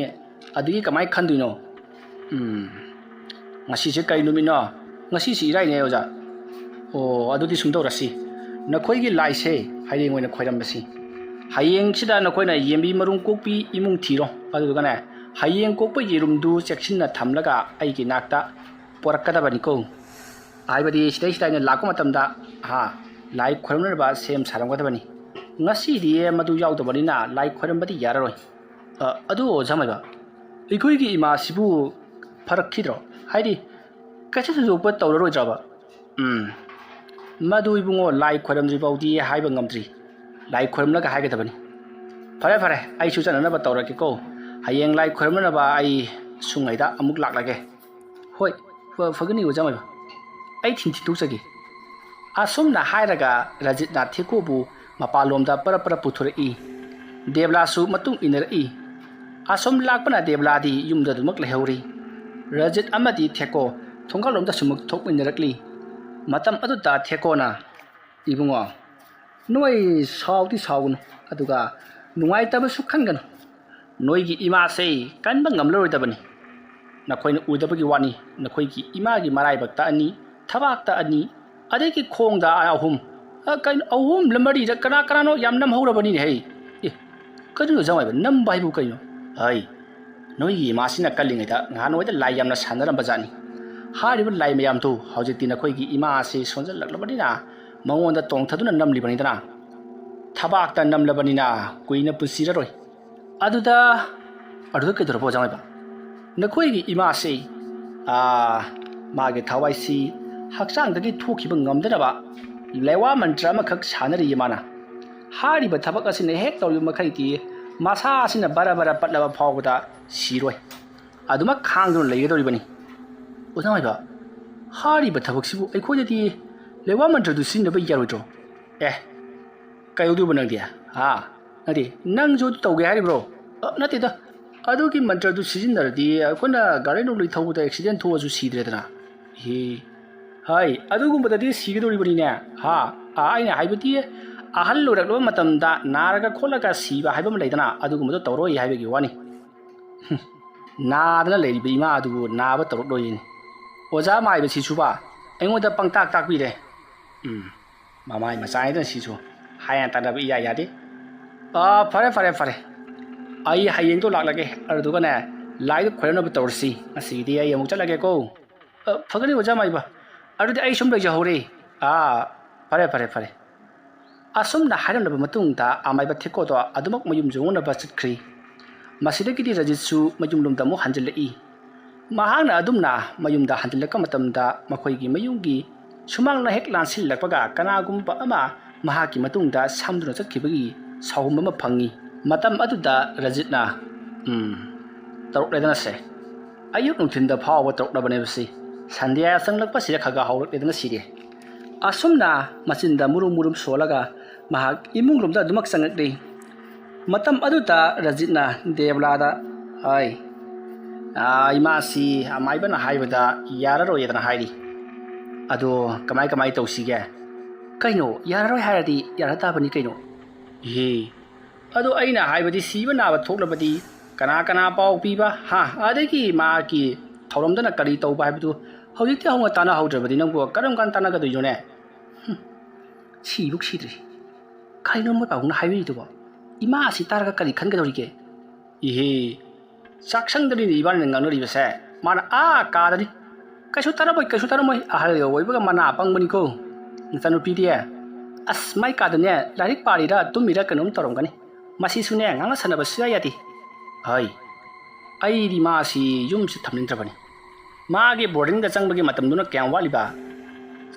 ꯆꯪꯉꯔꯣꯏꯌꯦ ꯕꯣꯔꯗꯤꯡꯗ ꯂꯩꯕꯗꯤ ꯌꯥꯝ ꯋꯥꯏꯌꯦ ꯃꯗꯨ ꯌꯥꯔꯣꯏ ꯍꯥꯏꯌꯨ ꯌꯨꯝꯁꯤꯗ ꯃꯥ ꯂꯩꯕ ꯌꯥꯔꯣꯏ ꯍꯥꯏꯌꯨ ꯑꯩꯅ ꯀꯔꯤꯅꯣ ꯈꯪꯗꯦ ꯚꯥꯞ ꯑꯁꯨꯛ ꯇꯥꯗꯕꯁꯤꯕꯣ ꯅꯠꯇꯦ ꯑꯩꯉꯣꯟꯗ ꯇꯧꯔꯛꯏꯕꯁꯤꯡ ꯑꯁꯤꯕꯨ ꯅꯈꯣꯏꯗꯗꯤ ꯇꯧꯔꯛꯇꯕ꯭ꯔꯥ ꯍꯥꯏꯕꯅꯤꯗ ꯀꯩ ꯇꯧꯔꯤꯅꯣ ꯍꯥꯏꯁꯤꯕꯣ ꯑꯩꯈꯣꯏꯕ ꯅꯠꯇꯦ ꯀꯩꯗꯧꯔꯛꯏꯅꯣꯕ ꯈꯪꯒꯗꯤ ꯈꯪꯉꯨꯔꯅꯨ ꯇꯣ ꯑꯩꯅꯦ ꯅꯆꯥꯅꯨꯄꯤ ꯃꯅꯥꯛꯇ ꯑꯃꯨꯛꯇ ꯆꯪꯉꯨꯈꯤꯒꯦ ꯀꯩꯒꯤꯅꯣ ꯃꯥꯅ ꯕꯣꯔꯗꯤꯡ ꯂꯩꯔꯣꯏꯅ ꯍꯥꯏꯔꯤꯗꯨꯕꯣ ꯑꯁꯨꯝꯅ ꯍꯥꯏꯔꯝꯂꯒ ꯔꯖꯤꯠ ꯁꯤꯟꯇꯨꯒꯤ ꯃꯅꯥꯛꯇ ꯂꯥꯛꯂꯤ ꯔꯖꯤꯠꯅ ꯑꯗꯨꯝꯅ ꯁꯤꯟꯇꯨꯒꯤ ꯃꯅꯥꯛꯇ ꯂꯥꯛꯄ ꯃꯇꯝꯗ ꯃꯍꯥꯛꯀꯤ ꯃꯃꯥꯅ ꯇꯨꯝꯂꯤꯕ ꯀꯥ ꯑꯗꯣ ꯂꯥꯜꯂꯒ ꯂꯥꯛꯀꯗꯧꯔꯤꯕꯅꯤ ꯔꯖꯤꯠꯅ ꯑꯗꯨꯝꯅ ꯀꯥ ꯑꯗꯣ ꯂꯥꯟꯗꯨꯅ ꯆꯠꯈꯤꯕ ꯃꯇꯝꯗ ꯀꯥ ꯑꯗꯣꯝꯗ ꯍꯥꯏꯐꯦꯠ ꯆꯦꯡꯂꯝꯂꯤ ꯃꯥꯒꯤ ꯃꯃꯥꯗꯨꯗ ꯃꯇꯝ ꯑꯗꯨꯗ ꯕꯤꯃꯂꯥꯒꯤ ꯃꯅꯥꯛꯇ ꯀꯅꯥꯒꯨꯝꯕ ꯃꯤꯑꯣꯏ ꯈꯔ ꯀꯥꯡꯊꯣꯟ ꯃꯄꯥꯟꯗ ꯐꯝꯂꯒ ꯂꯩꯔꯤꯕꯗꯣ ꯔꯖꯤꯠꯅ ꯍꯥꯏꯐꯦꯠ ꯊꯣꯡ ꯁꯝꯂꯒ ꯆꯠꯄꯗ ꯎꯍꯧꯏ ꯃꯇꯝ ꯑꯗꯨꯗ ꯔꯖꯤꯠꯅ ꯍꯦ ꯀꯩꯅꯣ ꯍꯧꯖꯤꯛꯀꯤꯗꯨꯗꯤ ꯑꯁꯨꯝꯅ ꯈꯜꯂꯒ ꯁꯠ ꯂꯩꯊꯔꯒ ꯑꯃꯨꯛ ꯆꯤꯡꯂꯛꯄꯗꯗꯤ ꯀꯅꯥ ꯑꯃꯠꯇ ꯂꯩꯔꯝꯗꯦ ꯃꯇꯝ ꯑꯗꯨꯗ ꯕꯤꯃꯂꯥꯗꯤ ꯃꯈꯨꯠ ꯑꯗꯣ ꯇꯤꯡꯊꯣꯛꯇꯨꯅ ꯖꯒꯣꯏ ꯁꯥꯗꯨꯅ ꯂꯩꯔꯝꯃꯤ ꯔꯖꯤꯠ ꯀꯔꯤ ꯑꯃꯨꯛ ꯇꯧꯔꯕꯖꯥꯠꯅꯣ ꯍꯥꯏꯗꯨꯅ ꯆꯪꯁꯤꯜꯂꯛꯂꯒ ꯏꯃꯥꯎ ꯍꯥꯏ ꯀꯩꯗꯧꯔꯒꯦꯅꯦꯍꯦ ꯑꯇꯩ ꯏꯃꯥꯅ ꯇꯧꯔꯤꯁꯤꯕꯨ ꯀꯩꯅꯣ ꯁꯦ ꯈꯨꯠꯇꯨ ꯐꯖꯅ ꯊꯝꯃꯨꯁꯦ ꯃꯈꯣꯏꯗꯨ ꯆꯠꯈ꯭ꯔꯕ꯭ꯔꯥ ꯃꯈꯣꯏꯅ ꯑꯩꯉꯣꯟꯗ ꯖꯒꯣꯏ ꯁꯥꯎ ꯍꯥꯏꯗꯅ ꯒꯤꯔꯤ ꯒꯤꯔꯤ ꯇꯛꯄꯗꯨꯗ ꯑꯩꯁꯦ ꯖꯒꯣꯏ ꯁꯥꯔꯝꯂꯤꯕꯅꯤ ꯀꯩꯅꯣꯅꯦ ꯏꯃꯥꯅ ꯍꯥꯏꯗꯨꯕꯣ ꯁꯤꯗꯗꯤ ꯀꯅꯥꯝꯇꯁꯨ ꯂꯥꯛꯇꯅ ꯑꯅꯥꯕ ꯑꯃꯁꯨ ꯂꯥꯛꯇꯦ ꯉꯥꯎꯔꯛꯀꯅꯨꯀꯣ ꯐꯖꯩ ꯉꯥꯛꯇꯪ ꯂꯩꯔꯝꯃꯣ ꯑꯩ ꯅꯆꯥ ꯅꯨꯄꯤ ꯃꯅꯥꯛꯇ ꯑꯝꯇ ꯆꯧꯈꯤꯒꯦ ꯍꯥꯏ ꯔꯖꯤꯠ ꯏꯃꯥ ꯀꯩ ꯍꯥꯏꯒꯦ ꯅꯪ ꯑꯩꯅ ꯌꯥꯗꯕ ꯊꯕꯛ ꯇꯧꯔꯛꯀꯅꯨꯀꯣ ꯀꯔꯤꯒꯨꯝꯕ ꯑꯩꯅ ꯌꯥꯗꯕ ꯊꯕꯛ ꯇꯧꯔꯛꯂꯕꯗꯤ ꯑꯐꯕꯗꯤ ꯑꯣꯏꯔꯣꯏꯍꯦ ꯀꯩꯅꯣ ꯏꯃꯥꯅ ꯍꯥꯏꯗꯨꯕꯣ ꯉꯁꯤ ꯐꯥꯎꯕꯗ ꯏꯃꯥꯅ ꯌꯥꯗꯕ ꯊꯕꯛ ꯑꯩꯅ ꯀꯔꯤ ꯇꯧꯈ꯭ꯔꯕꯒꯦ ꯐꯔꯁꯦ ꯑꯩ ꯅꯆꯥ ꯅꯨꯄꯤꯒꯤ ꯃꯅꯥꯛꯇ ꯑꯃꯨꯛꯇ ꯆꯧꯈꯤꯒꯦ ꯑꯁꯨꯝꯅ ꯍꯥꯏꯔꯝꯂꯒ ꯔꯖꯤꯠ ꯁꯤꯟꯇꯨꯒꯤ ꯃꯅꯥꯛꯇ ꯒꯝ ꯂꯥꯛꯂꯤ ꯃꯍꯥꯛꯅ ꯑꯗꯨꯝꯅ ꯒꯝ ꯂꯥꯛꯄ ꯃꯇꯝ ꯑꯗꯨꯗ ꯃꯍꯥꯛꯀꯤ ꯇꯨꯡꯂꯣꯝꯗꯁꯨ ꯀꯅꯥꯒꯨꯝꯕ ꯑꯃ ꯏꯟꯅꯔꯛꯄꯒꯤ ꯁꯥꯎꯝ ꯔꯖꯤꯠꯇ ꯐꯪꯏ ꯃꯇꯝ ꯑꯗꯨꯗ ꯔꯖꯤꯠꯅ ꯇꯨꯡꯗ ꯁꯠ ꯂꯩꯊꯣꯛꯂꯒ ꯌꯦꯡꯂꯨꯕ ꯃꯇꯝꯗꯗꯤ ꯀꯅꯥ ꯑꯃꯠꯇ ꯂꯩꯔꯝꯗꯦ ꯇꯧꯕꯇꯕꯨ ꯃꯍꯥꯛꯀꯤ ꯃꯃꯥ ꯕꯤꯃꯂꯥꯒꯤ ꯀꯥ ꯑꯗꯨꯗ ꯀꯅꯥꯒꯨꯝꯕ ꯑꯃ ꯐꯠ ꯆꯪꯈꯤꯕꯗꯤ ꯃꯍꯥꯛꯅ ꯍꯥꯏꯐꯦꯠ ꯎꯍꯧꯈꯤ ꯃꯁꯤꯒꯤ ꯃꯇꯨꯡ ꯔꯖꯤꯠ ꯀꯩꯁꯨ ꯊꯣꯏꯅ ꯈꯟꯖꯤꯟꯗꯕꯤꯗ ꯁꯤꯟꯇꯨꯒꯤ ꯀꯥꯗ ꯆꯪꯁꯤꯜꯂꯛꯏ ꯃꯇꯝ ꯑꯗꯨꯗ ꯁꯤꯟꯇꯨꯗꯣ ꯂꯥꯏꯔꯤꯛ ꯄꯥꯔꯤꯕꯅꯤ ꯍꯥꯏꯗꯨꯅ ꯇꯧꯔꯒ ꯂꯩꯔꯝꯃꯤ ꯃꯇꯝ ꯑꯗꯨꯗ ꯔꯖꯤꯠꯅ ꯂꯥꯏꯔꯤꯛ ꯄꯥꯔꯤꯕ꯭ꯔꯥ ꯐꯩ ꯂꯥꯏꯔꯤꯛ ꯍꯥꯏꯕꯁꯤꯗꯤ ꯄꯥꯒꯗꯕꯅꯤ ꯁꯥꯇ꯭ꯔ ꯑꯣꯏꯔꯤꯕ ꯅꯈꯣꯏ ꯑꯁꯤꯗꯤꯅꯦ ꯂꯥꯏꯔꯤꯛ ꯄꯥꯕꯁꯤꯅ ꯅꯈꯣꯏꯒꯤ ꯇꯧꯗ꯭ꯔꯕ ꯌꯥꯗ꯭ꯔꯕ ꯊꯕꯛ ꯑꯃꯈꯛꯅꯤꯀꯣ ꯐꯔꯦ ꯑꯩ ꯅꯪꯉꯣꯟꯗ ꯋꯥꯐꯝ ꯑꯃ ꯍꯪꯒꯦꯗꯅ ꯂꯥꯛꯂꯤꯕꯅꯤ ꯅꯪ ꯌꯥꯒꯗ꯭ꯔꯣ ꯄꯥꯕꯨꯡ ꯀꯔꯤ ꯋꯥꯐꯝꯅꯣ ꯁꯠ ꯍꯪꯉꯣ ꯀꯩꯅꯣ ꯈꯪꯗꯦ ꯉꯥꯡꯒ ꯁꯨꯝ ꯂꯩꯕ ꯃꯤ ꯂꯥꯏꯔꯤꯛ ꯄꯥꯕꯗ ꯌꯥꯝ ꯌꯦꯠꯂꯤ ꯏꯍꯦ ꯌꯦꯠꯄꯒꯤ ꯋꯥ ꯅꯠꯇꯦ ꯅꯪꯅ ꯕꯣꯔꯗꯤꯡ ꯆꯪꯕ ꯉꯝꯂꯣꯏꯗꯅ ꯏꯃꯥꯗ ꯍꯥꯏ ꯃꯥꯜꯂꯦ ꯀꯔꯤꯒꯤꯅೋ ꯑꯩꯅꯗꯤ ꯅꯪꯕꯨ ꯕꯣꯔꯗꯤꯡꯗ ꯌꯥꯝ ꯊꯨꯅ ꯊꯝꯅꯤꯡꯉꯤ ꯉꯥꯎꯁꯟꯅꯒꯅꯨ ꯀꯣ ꯍꯌꯦꯡ ꯍꯥꯡꯆꯤꯠꯁꯤꯗ ꯆꯪꯅꯅꯕ ꯇꯧꯁꯤ ꯉꯥꯎꯁꯟꯅꯔꯗꯅ ꯄꯥꯕꯨꯡ ꯑꯩ ꯕꯣꯔꯗꯤꯡꯗ ꯌꯥꯝ ꯊꯝꯅꯤꯡꯕ꯭ꯔꯕ ꯕꯣꯔꯗꯤꯡꯒꯤ ꯏꯟꯖꯥꯡ ꯍꯥꯎꯇꯕꯗꯣ ꯑꯩ ꯌꯥꯝ ꯄꯤꯖꯅꯤꯡꯕ꯭ꯔꯕ ꯑꯗꯨꯒꯤ ꯉꯥꯛ ꯅꯠꯇꯦꯅꯦ ꯅꯪꯅ ꯇꯝꯃꯤꯕ ꯃꯍꯩꯁꯤ ꯃꯄꯨꯡ ꯐꯥꯅ ꯇꯝꯃꯅꯕ ꯃꯥꯛ ꯋꯥꯡꯅ ꯇꯝꯃꯅꯕ ꯕꯣꯔꯗꯤꯡꯗ ꯊꯝꯒꯗꯧꯔꯤꯕꯅꯤꯅꯦ ꯁꯤꯗꯗꯤ ꯅꯪ ꯂꯥꯏꯔꯤꯛ ꯄꯥꯕꯣꯏ ꯄꯥꯗꯕꯣꯏ ꯇꯧꯔ ꯂꯩꯔꯦ ꯉꯍꯥꯟꯁꯨ ꯅꯨꯃꯤꯗꯥꯡ ꯋꯥꯏꯔꯝ ꯄꯨꯡ 4-5 ꯇꯥꯔꯕ ꯍꯜꯂꯛꯇꯦ ꯅꯃꯥꯟꯅꯕꯤꯒꯤꯗ ꯂꯩꯊꯣꯛꯑꯦ ꯍꯥꯏꯗꯅ ꯑꯗꯨꯕꯨ ꯍꯧꯅꯕ꯭ꯔꯣ ꯃꯗꯨ ꯃꯌꯥꯝꯗꯨ ꯕꯣꯔꯗꯤꯡꯗ ꯂꯩꯔꯕꯗꯤ ꯄꯨꯝꯅꯃꯛ ꯇꯣꯛꯀꯗꯧꯔꯤꯕꯅꯤ ꯄꯥꯕꯨꯡ ꯑꯩꯗꯤ ꯍꯥꯏꯔꯤꯕꯁꯤꯅꯤꯀோ ꯕꯣꯔꯗꯤꯡꯗ ꯂꯩꯕ ꯁꯨꯡꯉꯝ ꯉꯝꯃꯣꯏ ꯍꯥꯏꯁꯤꯅꯤ ꯁꯤꯗꯩꯁꯤꯗ ꯏꯃꯥꯟꯅꯕꯤꯁꯤꯡꯒ ꯅꯣꯛꯀꯅ ꯈꯦꯗꯅ ꯂꯥꯡꯗꯅ ꯁꯨꯝ ꯂꯩꯕꯁꯤꯕꯨ ꯀꯩꯗꯧꯋꯦꯒꯦꯕ ꯏꯁꯤ ꯃꯗꯨꯅ ꯅꯪꯕꯨ ꯄꯨꯟꯁꯤ ꯑꯣꯏꯕ ꯌꯥꯒꯗꯧꯔꯤꯕ꯭ꯔꯣ ꯍꯧꯖꯤꯛ ꯈꯔ ꯋꯥꯍꯧꯕꯁꯤꯅ ꯀꯣꯟꯅꯗ ꯅꯨꯡꯉꯥꯏꯒꯗꯧꯔꯤꯕꯅꯤꯅꯦ ꯄꯥꯕꯨꯡ ꯂꯥꯏꯔꯤꯛ ꯃꯌꯥꯝ ꯍꯩꯔꯒ ꯋꯥꯔꯣꯏ ꯍꯥꯏꯕꯗꯤ ꯀꯅꯥꯅ ꯍꯥꯏꯅꯣ ꯑꯩꯈꯣꯏꯒꯤ ꯏꯃꯥꯟꯅꯕ ꯃꯌꯥꯝ ꯑꯃꯅꯦ ꯂꯥꯏꯔꯤꯛ ꯇꯝꯕ ꯇꯣꯛꯊꯣꯛꯑꯒꯅꯦ ꯂꯥꯏꯔꯤꯛꯅ ꯆꯥꯕ ꯌꯥꯕ ꯅꯠꯇꯦ ꯍꯥꯏꯗꯅ ꯃꯤꯒꯤ ꯆꯦꯛꯀꯤ ꯌꯨꯝ ꯁꯥꯕ ꯆꯠꯂꯤ ꯈꯪꯉꯕꯣ ꯑꯗꯒꯤ ꯀꯣꯏꯂꯥ ꯊꯥꯕ ꯆꯠꯄ ꯌꯥꯎ ꯌꯣꯠ ꯁꯧꯕ ꯆꯠꯄ ꯌꯥꯎ ꯂꯣꯏ ꯆꯠꯅꯈ꯭ꯔꯦ ꯈꯪꯉꯕ ꯅꯨꯄꯤ ꯑꯩꯈꯣꯏꯗꯅꯤ ꯃꯇꯝ ꯃꯥꯡꯍꯜꯂꯤꯁꯦ ꯑꯩꯁꯨꯅꯦ ꯐꯤ ꯁꯥꯕ꯭ꯔꯥ ꯀꯩꯅꯣꯝ ꯇꯧꯔꯒꯅꯦ ꯂꯥꯏꯔꯤꯛꯀꯁꯦ ꯇꯣꯛꯊꯣꯛꯑꯗꯧꯅꯤ ꯇꯧꯔꯤꯁꯤ ꯌꯦꯡꯉꯨꯅꯦ ꯃꯁꯤ ꯅꯨꯄꯤ ꯃꯆꯥꯁꯤ ꯉꯥꯡꯅꯕ ꯋꯥꯒꯗꯧꯔꯤ ꯉꯥꯡꯅꯕ ꯋꯥꯕ ꯅꯠꯇꯦꯒꯤ ꯄꯥꯕꯨꯡ ꯑꯩꯅ ꯂꯥꯏꯔꯤꯛ ꯃꯌꯥꯝ ꯍꯩꯖꯤꯜꯂꯨꯔꯒ ꯑꯩꯒ ꯆꯥꯟꯅꯕ ꯊꯕꯛꯄꯨ ꯄꯥꯕꯨꯡ ꯄꯤꯕ ꯉꯝꯒꯗ꯭ꯔꯣ ꯏꯍꯦ ꯍꯩꯃꯥ ꯑꯩꯅ ꯅꯈꯣꯏꯗ ꯂꯥꯏꯔꯤꯛ ꯇꯝꯍꯜꯂꯤꯕꯁꯤꯕꯨ ꯑꯩꯉꯣꯟꯗ ꯊꯕꯛ ꯄꯤꯌꯣꯅ ꯍꯥꯏꯕ ꯉꯝꯅꯕ꯭ꯔോ ꯑꯩꯅ ꯅꯈꯣꯏꯗ ꯂꯥꯏꯔꯤꯛ ꯇꯝꯍꯜꯂꯤꯕ ꯅꯣꯂꯦꯖ ꯇꯥꯟꯁꯤꯜꯍꯜꯂꯤꯕꯁꯤꯗꯤ ꯅꯪꯅꯁꯨ ꯑꯩ ꯂꯥꯏꯔꯤꯛ ꯍꯩꯔꯕꯅꯤꯅ ꯑꯩꯒꯤ ꯃꯍꯩꯁꯤꯒ ꯀꯔꯤ ꯊꯕꯛ ꯇꯧꯕ ꯌꯥꯕꯒꯦ ꯍꯥꯏꯕꯗꯨ ꯈꯪꯖꯅꯅꯕ ꯊꯤꯗꯣꯛꯆꯅꯅꯕ ꯇꯝꯍꯜꯂꯤꯕꯅꯤꯅꯦ ꯑꯩꯉꯣꯟꯗ ꯍꯪꯗꯣꯛꯎꯔꯗꯤ ꯀꯔꯤꯒꯤ ꯇꯝꯍꯜꯂꯨꯅꯤ ꯅꯥꯇꯩ ꯆꯥꯗꯕ ꯕꯣꯔꯗꯤꯡ ꯆꯪꯗꯕ ꯁꯨꯡꯌꯥ ꯌꯥꯔꯣꯏ ꯀꯣ ꯑꯁ ꯄꯥꯕꯨꯡ ꯑꯩ ꯆꯪꯕ ꯉꯝꯃꯣꯏ ꯍꯥꯏꯁꯤꯅꯤ ꯌꯥꯔꯣꯏ ꯌꯥꯔꯣꯏ ꯑꯩ ꯃꯤ ꯄꯥꯎ ꯄꯤꯈ꯭ꯔꯗꯧꯕꯅꯤ ꯑꯗꯨꯝꯅ ꯉꯥꯡꯗꯨꯅ ꯔꯖꯤꯠ ꯊꯣꯛꯈꯤ ꯃꯇꯝ ꯑꯗꯨꯗ ꯁꯤꯟꯇꯨꯅ ꯍꯥꯏꯅꯤꯡꯉꯥꯏ ꯍꯥꯏꯖꯧ ꯆꯠꯀꯗꯕ ꯑꯩꯅ ꯆꯠꯇ꯭ꯔꯕꯗ ꯀꯅꯥ ꯀꯩꯗꯧꯗꯣꯏꯅꯣ ꯑꯁꯨꯝꯅ ꯍꯥꯏꯔꯒ ꯁꯤꯟꯇꯨ ꯇꯨꯃꯤꯟꯅ ꯂꯥꯏꯔꯤꯛ ꯄꯥꯗꯨꯅ ꯂꯩꯍꯧꯔꯤ ꯔꯖꯤꯠ ꯄꯔꯞ ꯑꯃꯨꯛ ꯗꯦꯕꯂꯥꯒꯤ ꯃꯅꯥꯛꯇ ꯂꯥꯛꯂꯤ ꯑꯁꯨꯝꯅ ꯔꯖꯤꯠꯅ ꯂꯥꯛꯄ ꯑꯗꯨꯗ ꯑꯃꯨꯛꯀꯁꯨ ꯃꯍꯥꯛꯀꯤ ꯃꯃꯥ ꯕꯦꯃꯂꯥꯒꯤ ꯀꯥ ꯑꯗꯨ ꯂꯥꯟꯗꯨꯅ ꯂꯥꯛꯄ ꯃꯇꯝꯗ ꯀꯥ ꯑꯗꯨꯗ ꯀꯅꯥꯒꯨꯝꯕ ꯑꯃ ꯐꯝꯂꯒ ꯂꯩꯍꯧꯔꯤꯕꯗꯣ ꯔꯖꯤꯠꯅ ꯑꯃꯨꯛ ꯎꯏ ꯃꯇꯝ ꯑꯗꯨꯗ ꯔꯖꯤꯠꯅ ꯄꯔꯗꯥ ꯑꯗꯣ ꯁꯠ ꯍꯥꯏꯗꯣꯛꯇꯨꯅ ꯌꯦꯡꯂꯨꯕꯗꯗꯤ ꯃꯍꯥꯛꯀꯤ ꯃꯃꯥ ꯕꯦꯃꯂꯥꯗꯣ ꯐꯝꯂꯒ ꯂꯩꯔꯝꯃꯤ ꯑꯗꯨꯁꯨ ꯃꯀꯣꯛ ꯑꯗꯣ ꯏꯐꯥ ꯐꯥꯕ ꯃꯈꯩ ꯑꯗꯨꯒ ꯃꯍꯥꯛꯅ ꯐꯝꯂꯒ ꯀꯅꯥꯒꯨꯝꯕ ꯑꯃꯒꯁꯨ ꯋꯥꯔꯤ ꯀꯟꯅ ꯁꯥꯟꯅꯔꯤ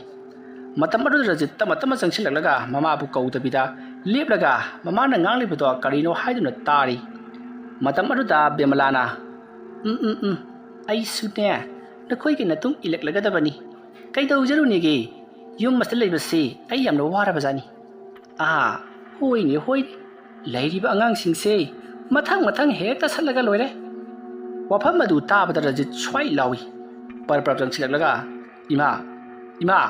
ꯀꯩꯗꯧꯔꯒꯦ ꯁꯤꯕꯨ ꯅꯪꯕꯣ ꯑꯗꯨꯝꯅ ꯍꯥꯏꯔꯛꯄꯗ ꯕꯦꯃꯂꯥ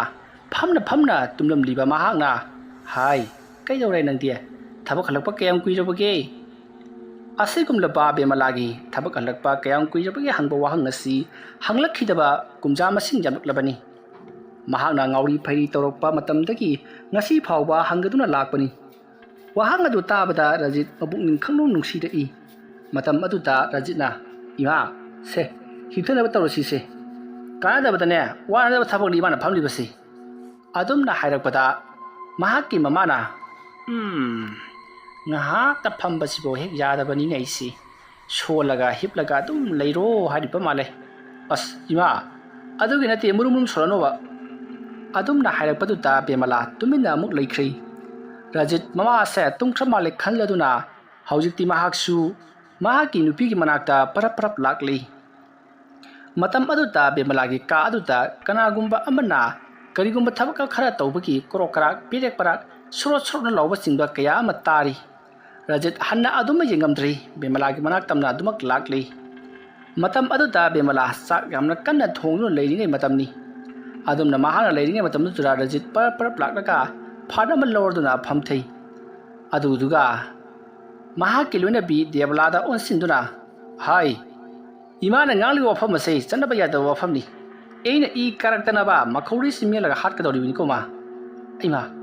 ꯀꯔꯤꯃꯨꯛ ꯍꯥꯏꯔꯛꯂꯒꯦ ꯍꯥꯏꯁꯤꯕꯣ ꯅꯠꯇꯦ ꯀꯔꯤ ꯍꯥꯏꯔꯛꯂꯒꯦ ꯕꯕꯥ ꯄꯩꯁꯥ ꯄꯨꯊꯣꯛꯑꯒ ꯂꯥꯌꯦꯡꯕꯤꯌꯨ ꯅꯠꯇ꯭ꯔꯒꯅ ꯉꯁꯥꯏꯒꯤ ꯑꯃꯥꯏꯕꯗꯣ ꯍꯩꯕ ꯀꯌꯥ ꯌꯧꯗꯦ ꯑꯇꯣꯞꯄ ꯑꯃꯥꯏꯕ ꯑꯣꯏꯅ ꯇꯧꯕꯤꯌꯨ ꯀꯅꯥ ꯍꯥꯏꯔꯛꯂꯕ꯭ꯔꯕ ꯑꯁ ꯅꯪꯒꯤ ꯋꯥꯈꯜꯁꯤꯁꯨ ꯌꯥꯏꯍꯦ ꯑꯩꯈꯣꯏꯒꯤ ꯏꯃꯥꯁꯦ ꯅꯍꯥꯟꯋꯥꯏꯒꯤ ꯃꯇꯝꯗ ꯂꯥꯏ ꯇꯤꯟ ꯌꯥꯝꯅ ꯁꯥꯟꯅꯔꯝꯂꯤꯕ ꯑꯗꯨꯒꯨꯝꯂꯕ ꯑꯃꯥꯏꯕꯤ ꯑꯃꯅꯤ ꯃꯍꯥꯛꯅ ꯂꯥꯏ ꯁꯥꯟꯅꯕ ꯑꯩꯈꯣꯏꯁꯨ ꯃꯔꯛꯇ ꯎꯍꯧꯏ ꯑꯗꯨꯕꯨ ꯃꯍꯥꯛꯅ ꯑꯩꯈꯣꯏꯕꯨ ꯑꯔꯥꯛ ꯑꯈꯪꯅꯈꯤꯗꯅꯕ ꯍꯥꯏꯗꯨꯅ ꯂꯩꯋꯥ ꯃꯟꯇ꯭ꯔ ꯁꯣꯟꯗꯨꯅ ꯍꯦꯛ ꯅꯥꯟꯊꯕꯤꯈꯤꯕꯅꯤ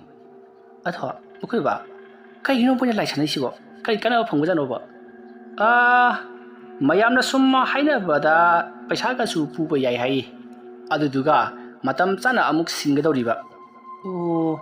ꯖꯥꯠ ꯌꯥꯝ ꯂꯩꯕꯖꯥꯠꯅꯤꯗ ꯑꯁꯨꯝꯅ ꯋꯥꯔꯤ ꯁꯥꯟꯅꯔꯤꯉꯩ ꯃꯈꯣꯏꯒꯤ ꯌꯨꯝꯒꯤ ꯃꯅꯤꯡ ꯑꯗꯨꯗ ꯀꯅꯥꯒꯨꯝꯕ ꯃꯤꯑꯣꯏ ꯑꯃ ꯇꯞꯅ ꯃꯣꯂꯤ ꯆꯩ ꯑꯃ ꯄꯥꯏꯔꯒ ꯆꯠꯄꯒꯤ ꯀꯣꯛ ꯂꯥꯎꯕ ꯃꯈꯣꯜ ꯑꯃ ꯇꯥꯔꯤ ꯑꯗꯨꯝꯅ ꯀꯣꯛ ꯑꯁꯨꯝ ꯂꯥꯎꯅ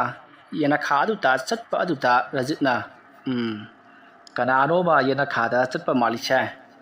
ꯆꯩꯁꯨ ꯁꯨꯔꯒ ꯆꯠꯄꯒꯤ ꯃꯑꯣꯡꯅꯤ ꯊꯥꯃꯣ ꯑꯩꯈꯣꯏ ꯏꯃꯥꯗꯨꯕꯨ ꯍꯧꯒꯠꯂꯒ ꯃꯈꯣꯡ ꯍꯥꯝꯅꯤꯡꯉꯤ ꯀꯥꯏꯅ ꯆꯠꯂꯤꯕ ꯖꯥꯠꯂꯣ ꯑꯩꯅ ꯈꯜꯂꯨꯔꯤꯕ ꯋꯥꯈꯜꯁꯤꯒ ꯃꯥꯜꯂꯤꯅꯦꯍꯦ ꯐꯔꯦ ꯑꯩ ꯑꯃꯨꯛ ꯆꯠꯂꯨꯈꯤꯒꯦꯀꯣ ꯆꯥꯛ ꯂꯣꯏꯁꯤꯜꯂꯨ ꯆꯥꯛ ꯂꯥꯝꯕꯅ ꯂꯣꯏꯔꯕꯅꯤ ꯑꯁꯨꯝꯅ ꯍꯥꯏꯔꯝꯂꯒ ꯔꯖꯤꯠ ꯃꯍꯥꯛꯀꯤ ꯃꯃꯥ ꯕꯦꯃꯂꯥꯅ ꯂꯩꯔꯤꯕ ꯀꯥ ꯑꯗꯣꯝꯗ ꯐꯠ ꯆꯪꯁꯤꯜꯂꯛꯏ ꯑꯗꯨꯕꯨ ꯃꯍꯥꯛꯀꯤ ꯃꯃꯥ ꯕꯦꯃꯂꯥꯗꯤ ꯍꯤꯞꯂꯒ ꯑꯗꯨꯃꯛ ꯂꯩꯔꯝꯃꯤ ꯑꯗꯨꯕꯨ ꯃꯍꯥꯛ ꯑꯁꯤꯕꯒꯨꯝ ꯐꯠꯇ꯭ꯔꯥꯛ ꯇꯥꯗꯨꯅ ꯂꯩꯔꯤꯕꯅꯤ ꯃꯇꯝ ꯑꯗꯨꯗ ꯔꯖꯤꯠꯅ ꯕꯦꯃꯂꯥꯕꯨ ꯌꯥꯝꯅ ꯀꯟꯅ ꯍꯧꯗꯣꯛꯂꯤ ꯃꯇꯝ ꯑꯗꯨꯗ ꯕꯦꯃꯂꯥꯗꯣ ꯃꯤꯀꯞ ꯈꯪꯊꯣꯛ ꯊꯣꯛꯂꯛꯂꯤ ꯕꯦꯃꯂꯥꯅ ꯃꯤꯀꯞ ꯍꯦꯛ ꯊꯣꯛꯂꯛꯄꯒ ꯀꯩꯗꯧꯔꯦ ꯅꯪꯅ ꯑꯩꯕꯨ ꯏꯁꯥ ꯅꯣꯝꯂꯒ ꯑꯗꯨ ꯀꯟꯅ ꯀꯧꯔꯤꯕꯗꯨꯕꯨ ꯀꯔꯤꯒꯤꯅꯣ ꯍꯥꯏꯕ ꯃꯪꯗ ꯐꯥꯎꯕ ꯇꯥꯏꯅꯦ ꯑꯁ ꯏꯃꯥ ꯅꯪꯅ ꯈꯪꯗꯕ ꯑꯃ ꯂꯩꯔꯦ ꯑꯗꯨꯗꯨꯒꯤꯅꯤꯁꯦ ꯅꯠꯇꯦ ꯏꯃꯥꯅ ꯇꯧꯔꯤꯕꯁꯤꯕꯨ ꯀꯔꯤꯅꯣ ꯑꯩꯈꯣꯏꯁꯨ ꯒ꯭ꯌꯥꯟ ꯑꯃ ꯇꯥꯗ꯭ꯔꯦ ꯏꯃꯥꯅꯒ ꯀꯜꯂꯤꯉꯩ ꯃꯇꯝꯗ ꯂꯥꯏ ꯇꯤꯟ ꯕꯨꯠ ꯄꯦꯠ ꯀꯌꯥꯝ ꯁꯥꯟꯅꯔꯝꯕ꯭ꯔꯥ ꯍꯥꯏꯕ ꯑꯗꯨ ꯅꯪꯅ ꯍꯪꯂꯤꯕꯗꯨꯕꯨ ꯀꯔꯤꯒꯤꯅꯣꯅꯦ Ai chalo nangi tawgutaba thabak tawrusu chalu hoi aidi chatkige asumna haramdaga Rajit parapar amuk thoraklei asumna tawdura matam madu haukhri numidangi matam loikhraduna nungalamdagi matam joksilaklei matam do pung ahumuk tarabani matam aduda sintudu yamna nungaina tumduna leiringai matamni adumna mahakna leiringai matam aduta kanagumba miyui ama mahaki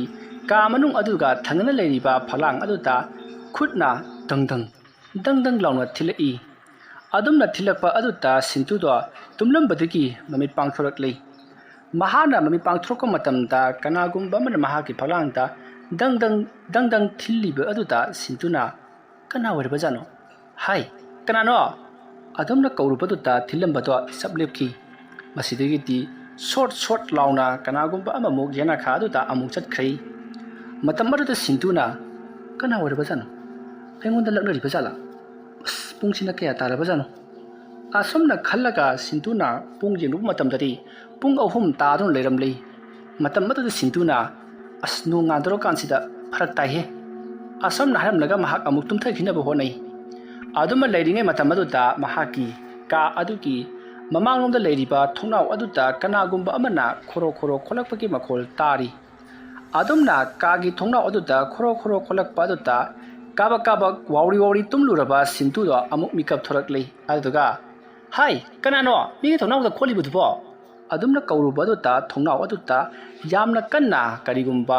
nungumba natragana karigumba amana kanna surakpagum gop launa surai aduna phalang aduta kok laukhiba makhol adu tabda sintudo khangprek khangi masa do khangprek khangna kanna hoima hanon laukhatkhi adumna sintuna laurakpa aduta Rajit amati Debala su taraduna kaidoba yaroba jano hadna sintuki manakta sensilai matam aduta sintudo kaigumba amada munna yenglaga kaplaga lerami maduda Rajit changsilaktuna hai kaidore ibema kaidoroge banangbo adumna hairobaduta sintuna aini tumlingida phalangta su tung thilame aduga thunauksida su goro kholae aduda ina kanano na hanglubada yamna kanna pomlauna tharambaga chingkhibi wani babu hai kasu oiramoi kana gumba jingalaknari bo oiramgani ai thoga yongkhege ko yara mi usittaba leisabi leiba kadabu tamnaba nati afauga saradana asumna haramlaka Rajit parap thokhi Debalana kasu tawrise bapung thokhrabani ne mi phataba singdo sodan tanaruragani ima mi phataba mandi adudi kana oiramgadoriba ma mina sum haina badane akhogi bubukse thaina mana nahawo jingaidane layam sandaramena hai adugi laisingdo mathi phungakpani da so hai oho nangi du kana hairakliba aikhoigi ne pofam pambi abokna so hai dukan phamba khura chauthona so hai o hera thoina khajalunuda mi maiba maibi laisanaba mayam leihi sidi babokna ne lingagi ne masa solakpasida tawribani kaju khalunuda adumna khanduna wari sanaduna leiringai Rajitto parap imungdomda changi tasengumaki dimak mapanda thuluba nati thonga to hangdoklaga ngahak tumina leramlabagi tungda amuk hanjilaklibani matam adu Rajitna kana so lehaudeda kanano khangde nupa masara nupi masara khangde thongalobdadi kanano ma kanna chirkhibagum tawi magido mi usitriba duni aina amukta khangakpadadi ne ma hingudoribani la tumanaba tawrasi hai sintua nangbuna thanda tumba kigaro mamaga punna tuminage habro babung yaranida ai dum tumhorage pare asum naram naka Rajit parap adumak chakri asum na tawduna matam madu haujin khibuna no ngalaklei no ngalabada sintu Debala amati Rajit makoi makuna tawutaba thabak singdo loina tawna khrabani somdana kamdauri Rajit ki mama Bemala do phapung aduta murum sonduna matomta isaiga su sakli adumna Bemala na tawringai mahaki mamong nupi sintugi mama do parap changsilaklaga ima kaidoroge nangbo kai chaninge ayukse phanayamdi haujilaklabani kainomdati chaningbati hayudana aina ne chaningraba kasidani nangna hangaklibase hange hairagana ngarangla ngahala hangudana as ima ai dum hangibadudi imana kaukhibaineba ꯀꯩꯅꯣ ꯏꯃꯥꯁꯤꯕꯨ ꯉꯥꯟꯈꯩꯒ ꯃꯥꯟꯗꯦꯗꯅ ꯈꯪꯁꯣꯟ ꯁꯣꯟꯖꯜꯂꯛꯄꯒꯨꯝ ꯇꯧꯏꯅ ꯍꯥꯏ ꯀꯩꯗꯧꯔꯒꯦꯅꯦꯍꯦ ꯃꯨꯔꯨꯝ ꯃꯨꯔꯨꯝ ꯅꯇꯣꯟꯇ ꯁꯣꯜꯂꯒ ꯂꯩꯔꯤꯕꯗꯨꯕꯣ ꯏꯃꯥ ꯀꯩꯁꯨ ꯅꯠꯇꯦꯗ ꯑꯗꯣ ꯏꯃꯥꯅ ꯆꯥꯅꯤꯡꯕ ꯑꯃ ꯍꯥꯏꯔꯛꯑꯣ ꯑꯩ ꯂꯥꯡꯉꯛꯀꯦꯕ ꯍꯩ ꯑꯩꯅꯦ ꯌꯦꯟ ꯑꯃꯨꯕꯤꯒꯤ ꯃꯉꯛꯇꯣ ꯆꯥꯅꯤꯡꯉꯤꯅꯦꯍꯦ ꯃꯀꯣꯛꯇꯣ ꯄꯣꯔꯣꯛ ꯄꯣꯔꯣꯛ ꯁꯥꯏꯔꯒ ꯑꯩ ꯆꯥꯅꯤꯡꯉꯤꯅꯦꯍꯦ ꯑꯁ ꯏꯃꯥ ꯑꯗꯨꯕꯨ ꯀꯅꯥꯅ ꯆꯥꯕ ꯍꯧꯅꯒꯦ ꯑꯗꯨ ꯅꯠꯇꯕ ꯑꯃ ꯍꯥꯏꯌꯨꯗ ꯏꯃꯥꯗꯤ ꯁꯥ ꯉꯥꯁꯨ ꯆꯥꯗꯕꯗꯥꯏꯅꯦ ꯄꯤꯖꯅꯤꯡꯗ꯭ꯔꯒꯅ ꯇꯣꯛꯎ ꯕꯦꯃꯂꯥ ꯃꯃꯥꯏ ꯑꯗꯨ ꯂꯩꯊꯣꯛꯂꯒ ꯇꯨꯃꯤꯟꯅ ꯑꯃꯨꯛ ꯂꯩꯈ꯭ꯔꯦ ꯃꯁꯤꯗꯒꯤꯗꯤ ꯃꯍꯥꯛꯀꯤ ꯃꯃꯧ ꯅꯨꯄꯤ ꯗꯦꯕꯂꯥꯁꯨ ꯀꯔꯤ ꯇꯧꯒꯗꯕꯅꯣ ꯈꯪꯗꯕꯅꯤꯅ ꯄꯔꯞ ꯑꯃꯨꯛ ꯊꯣꯔꯛꯂꯤ ꯃꯍꯥꯛꯅ ꯊꯣꯔꯛꯄ ꯃꯇꯝꯗ ꯔꯖꯤꯠꯇꯣ ꯊꯦꯡꯅꯩ ꯃꯇꯝ ꯑꯗꯨꯗ ꯔꯖꯤꯠꯅ ꯍꯩ ꯌꯥꯝꯅ ꯋꯥꯅ ꯊꯤꯔꯛꯈ꯭ꯔꯕꯖꯥꯠꯅꯤꯀꯣ ꯁꯦ ꯀꯩꯅꯣ ꯁꯤꯕꯣ ꯌꯦꯔꯨꯝꯅꯤꯅꯦ ꯅꯪꯕꯣ ꯑꯃꯥꯏꯕꯅ ꯍꯣꯔꯦꯟ ꯌꯦꯔꯨꯝꯗꯣ ꯂꯩꯔꯛꯂꯕ꯭ꯔꯥꯅ ꯍꯪꯅꯕꯗꯤ ꯀꯔꯤ ꯈꯨꯝꯗꯧꯔꯤ ꯑꯩ ꯌꯥꯝ ꯅꯨꯡꯉꯥꯏꯇꯕ ꯑꯃ ꯂꯩꯔꯤꯅꯦ ꯉꯔꯥꯡꯁꯤ ꯀꯩꯗꯧꯔꯒꯦ ꯍꯥꯏꯁꯤꯕꯣ